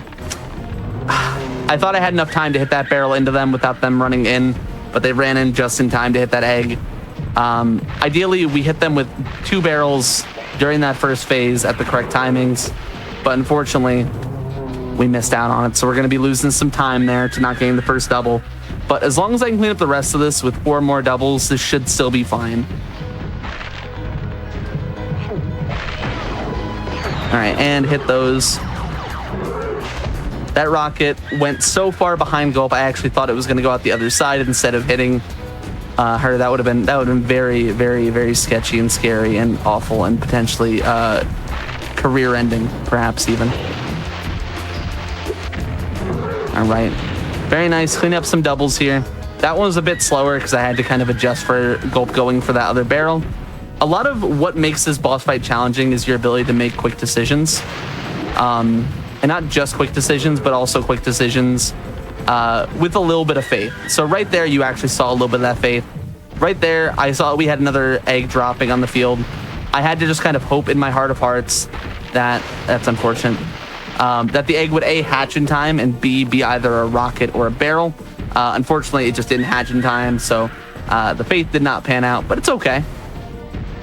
We're still having a wonderful, day out with our beauty known as Gulp. That's really all we're here for, especially with George not available at the moment. So, yeah. But anyway, that was Gulp. Gulp defeated. She's going down and take a nap. We'll see her again someday, perhaps. However, now we get into I think I've finally come up with a way. The final proxy of the run, which is Penguin Proxy. Now, we get 2 attempts of this on the right side. I will actually probably death abuse for it, just because I think it's cool and I want to showcase it if I miss it. But I won't miss it. I'll hit on the second one, don't worry. See, look at him go. Okay, we hit one up here. That's unfortunate. I'm gonna death abuse. I might as well. I'm good enough at this proxy where I know I can get it within a good few attempts, so I might as well show it. I haven't practiced as much as I previously did, but there we go. and land up here. Unfortunate. So, okay, video game. Okay, video game. I'm gonna go to right side penguin because you saw me hit it. Basically, I'm just going to do this the backup way. That's fine. And we'll go up here and we'll land on that bit of scenery up there on the mountain. Sometimes, and I genuinely don't know what causes it. I think it's just a positional thing, and maybe I'm just doing it wrong. But sometimes, and I swear, that bit of geometry that I land on, which you just saw me land on a second time, will just have you flop off, and it's very unfortunate. It's very sad. Truly a tragedy, some might even say. And yeah, we unfortunately have to take the L and just go around. That's fine. We did hit it at least. I hit the proxy part of it. I just didn't, unfortunately, land in the right spot to not fall and explode into pieces. So here in Dragon Shores, we have to get onto that wall, get over that wall, and we're going to be going to get Fireball because it is the most optimal and fastest way to fight Ripto in a real-time setting. The task does utilize the regular boss fight rules and avoids the loads, but in an RTA setting is just simply not remotely viable. Now, there, if you've ever seen a 14 Talisman run before, a lot of runners would go into the theater to activate the Ripto cutscene to gain access to all abilities, aka swim. However, you're watching the greatest speedrun Riptoer of all time. This is the hardest trick in Spyro. I'm Dylan J. Fox, and I missed it. Dang it. I wanted it to be like a Disney Channel outro. It was gonna be so good. So here, this trick is genuinely impossibly difficult. It took me over 60 hours to hit a single time, and we'll take a second try on a GDQ hotfix. Why not? Why not? That's gorgeous, actually. I'll take a second. It's funnier. It's funnier that way. That trick involves a series of incredibly precise inputs, back to back to back to back to back. And missing it, like I just did there, loses give or take about 15 to 20 seconds. But if I died, it would have been a little bit more. And compared to the alternative strat, it saves quite a lot of time. So that's why we do it at top level. I've dedicated, in truth, hundreds of hours practicing that trick. And I've gotten it, I'm probably about at least the second most consistent person at it. But it's still really hard. It still is a challenge every time I get to it. It's still one of those tricks that will punish you if you're not keeping up to date with it. But, you know, we'll take a second try. Honestly, that's plenty good for a marathon. That's probably, I've hit it first try in a marathon once. Second try, I think that was my first. But it's definitely punishing. And here, we're going to be coming up on time on the final hit to Ripto here in a second. Okay. Give me 1 second, and time. Yippee! Let's go. That is, on my timer, I know it's going to say on GDQ's timer, I'm also timing on my end. That is a 26:56, which is an incredibly respectable time. Again, my PB is a 24:27, so it's a little bit off that. But a very good run nonetheless. Now, Nichole, what were your thoughts? Good. Great. I mean, well, a distinct lack of George. But you know, he was getting whole milk. That not because of you. Milk. No, just like no. I just want to run where the goal is George. So, do you want that? I do. So I did make splits for it. I did make I'm not a leaderboard mod for the games anymore, but I actually did make a little category I've only run by myself. It's just George %, where I just go and do George. So if you want to, maybe that could be a little bit of extra, or we could do any %. So perhaps we could do any % and then go see George. Either or, okay. We can do. I'll run off and go do any %. I think any % surprise chat. We'll do a little bit of extra. We're doing an any % run. We'll chuck in a little bit of extra. Show you guys what any % purely looks like. It's slightly different to how we do in 100%, so it's not gonna be too different, but it'll show you the fastest way you can beat the game roughly. So with that being said, I'm gonna reset my console really quick. We have to hop right quick into this. But I do need to get rid of Fireball. The reason I reset my console is because otherwise it will have Fireball in the file. And we don't want that because that would make it NG plus, New Game Plus, Fire, or any %. Oh. Yeah. A slight discrepancy. Yeah. So Yeah, that was 14 Talisman. Hopefully you guys enjoyed it. And if anyone, again, is curious about learning any Spyro 2 category, please hit me up. Or please join the Spyro speedrunning community. I mean it when I say it. We have some wonderful, truly incredible people in there. And yeah, so we're going to start timing for any percent in 3, 2, 1. And let's get going on this. Nichole, now that you've seen 100% and 14 Talisman, I know you mentioned a lack of George for Talisman. I can understand that being a really big problem. You're going to be seeing 80% here. Yeah. Once we're done with this run, I'd like to know, if you were to learn a Spyro 2 category, what do you think you'd want to learn? I think I'd probably want to start with something like, I want to start with like something not a few hours long, because I have a feeling I'm going to be really bad at the movement to start. Like real, like you might think that I'm like real bad. We're talking real bad. I can understand that, as I am also really bad at the movement. Unironically, this movement engine can be very, very challenging to get good at. I have no hyperbole when I say that, like, this game took forever for me to get quote unquote good at. But that's the thing, is like, you dedicate yourself to something, you learn something, and you can get along really, really well in it. If that's the case, I'd probably recommend Talismans, strictly because it doesn't have too many hard tricks, but also lets you learn the fundamentals of movement really well. Especially if you do a route that's called swim route, you buy swim instead of doing any form of theater or Spyro and Ripto or anything else. It's actually a ton more forgiving in a lot of ways, and it's a boatload of fun. That's where I started, and I recommend it super duper highly to anyone curious. Very nice frog proxy by yours truly. Very nice. Bradley _ nice. Gaming. We absolutely murderized that frog, but he served his cause. He served his purpose. And here we're gonna charge on up. Hit this button, out of bounds, head straight into Crush. And I promise, this category goes by in a wink. Also, that gold in my Enter Crush split. Let's go. Let's go, chat.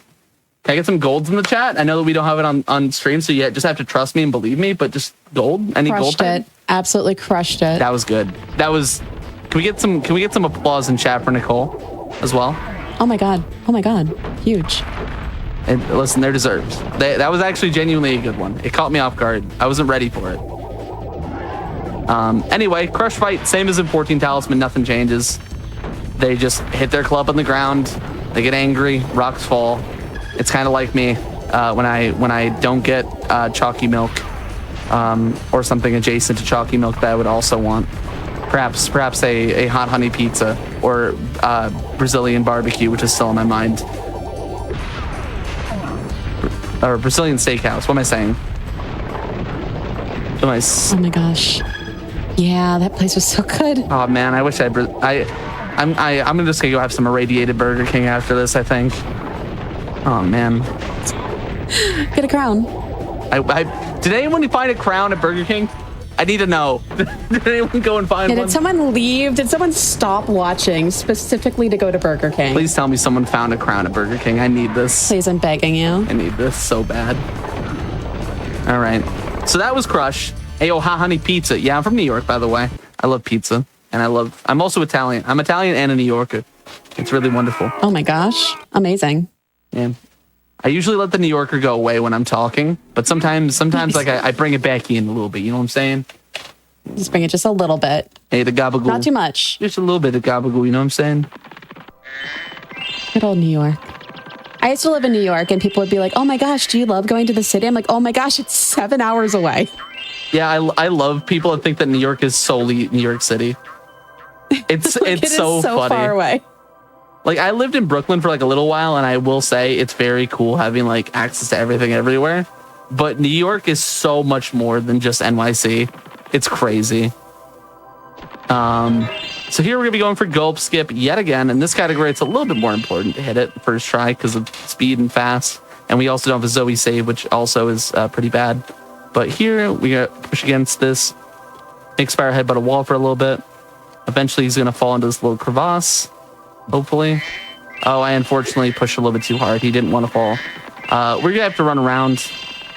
I actually don't know if this is faster or slower than going through and taking a death abuse, but I always assume it's faster because it skips a load. So I'm gonna go ahead and do it this way.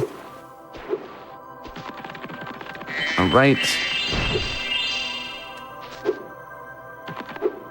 All right, we're gonna hop on up here. Specifically because I didn't get a save point at Zoe, which maybe I should have. I just didn't. I don't know. I was confident. I just believed I'd hit it first try. I'm gonna get the second time though, so we don't do that lap around again in case. All right, we're gonna fall into this hole here. Come on, nice second try clip. Nice. Okay, sweet. All right, and now we get to see my gorgeous, beautiful, radiant wife once again.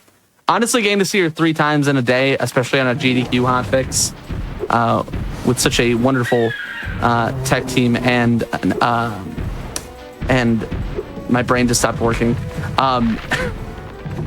and presenter and Nichole. It's kind of awesome just to get to show Gulp off this much. And honestly, yeah, that's a lot in one day, honestly. And every time she hasn't even let me try to do double barrel. Every time. That's how kind she is. That's how beautiful and radiant she is. Even when the lights are the brightest, she doesn't want to let me have a good one. It's okay though. You know, we live, laugh, love, if you will, or live, laugh, gulp. Gulp is wild. One of my favorite Live Laugh Loves was Live Laugh Glove with a picture of Glover. That's pretty good. Yeah, I did paint that and then send it to a friend who hates Glover. So, you know. That's honestly so funny. We're really doing our best. Yeah. That's honestly, you should put that in a shirt. Or like somebody should get that in a shirt for somebody else. Okay, and I'm getting interesting RNG. I just had a despawn in the pterodactyls, which is another thing that can happen, but didn't happen yet until then. That's unfortunate. And then just some unfortunate RNG. Live, laugh, glove with Glover though. That actually genuinely would go hard on a shirt, I think. It honestly, yeah. Okay. Okay. So another thing that didn't happen in any of the other gulps. Right there, what you saw, if you saw that barrel hurtling towards Gulp, what can happen if you hit her on the right frame? It is quite literally a single frame. If a barrel is to hit into her on the right frame, and they're already in a damage animation, what happens is the barrel that's hurling towards her will just simply fly up, which is awesome. Meaning you don't get the damage, meaning that all the work you did to get that double hit just simply didn't matter. It's awesome, and it makes me really happy, I promise. Anyway, that was... I believe you when you say that. Yeah, I'm glad. I'm being very genuine and truthful and honest and real and true. I think I finally come up with a... Anyway, that was Gulp for the 3rd time. Nothing really more to say. Thank God it's over. She really hurt me that time. I'm sorry. It's okay. We're going through a rough patch, you know. But we're not going through a rough patch with these penguins. I'm gonna hit the second one, and I'm just not gonna. Okay, I missed it again. Everyone, close your eyes and pretend I hit it. And now, okay, my eyes are closed. And now pretend you're on like that. If you've ever seen Willy Wonka and the Chocolate Factory, imagine you're on that ride where they're like going down like a giant like chocolate slide thing, and like they're in like a big boat. It's like a water ride from like a Dorney Park or like a Six Flags or something. Imagine that, and then imagine at the end of it, there's just an entire room filled with George, specifically original trilogy George, not reignited George. He looks kind of weird in the reignited one. I don't like his model as much. Yeah. And keep your eyes closed. And we just got in. You can open them. We're in Dragon Shores. Wow, that was a great eyes penguin. Are open now. That was a great penguin. That was really good. They were definitely closed for sure. Yep. You didn't close did you not close your eyes? No, they were 100. Why would you lie? Do I sound like I would lie to you? There's a chance.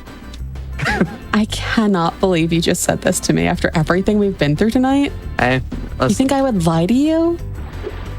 Have you seen Drake and Josh? No. I don't think you're a truther. No, I haven't actually. I don't think you're a truther. Oh. Yeah, I haven't seen that one. It's about brothers, right? Yeah, they're like step brothers, and their names are Drake and Josh, and they get some goofy hijinks. All right, and Spyro and Ripto. Once again, the hardest trick in Spyro. This time, We hit it the first try. Actually, that's insane. The first try in a marathon setting is actually insane. First try in a marathon with Sir. For context, by the way, just for anyone watching at home, this was a bit of an impromptu run. I just simply offered if you guys wanted to add a little bit extra time. I can't do 8%. Yes, come here. And I think you guys have now actually secured the first time Sir has ever been hit first try in a marathon run ever. Oh my gosh, calculated. So that's really cool. I genuinely wasn't even paying attention to it that time, so I think that's the secret. Just think about Drake and Josh instead, and then hit Sir first try at GDQ. You know, next time we'll do it in Pittsburgh again in front of a crowd, or in Minnesota? Why am I thinking Milwaukee? My brain is trying to tell me Milwaukee. It's in Minnesota. That happens a lot, I feel. My brain is like, I don't know places, but it's in Minnesota, right? I am, right? Yeah, you are right. Okay. My brain just wants it to be Milwaukee. I had an opportunity there to lie to you, and I didn't. Yeah, but like that was every time, by the way. We were talking about lying. I am so bad at being a marathon runner every time I do it. You're not. You're so good. No. This has been great. Oh, man.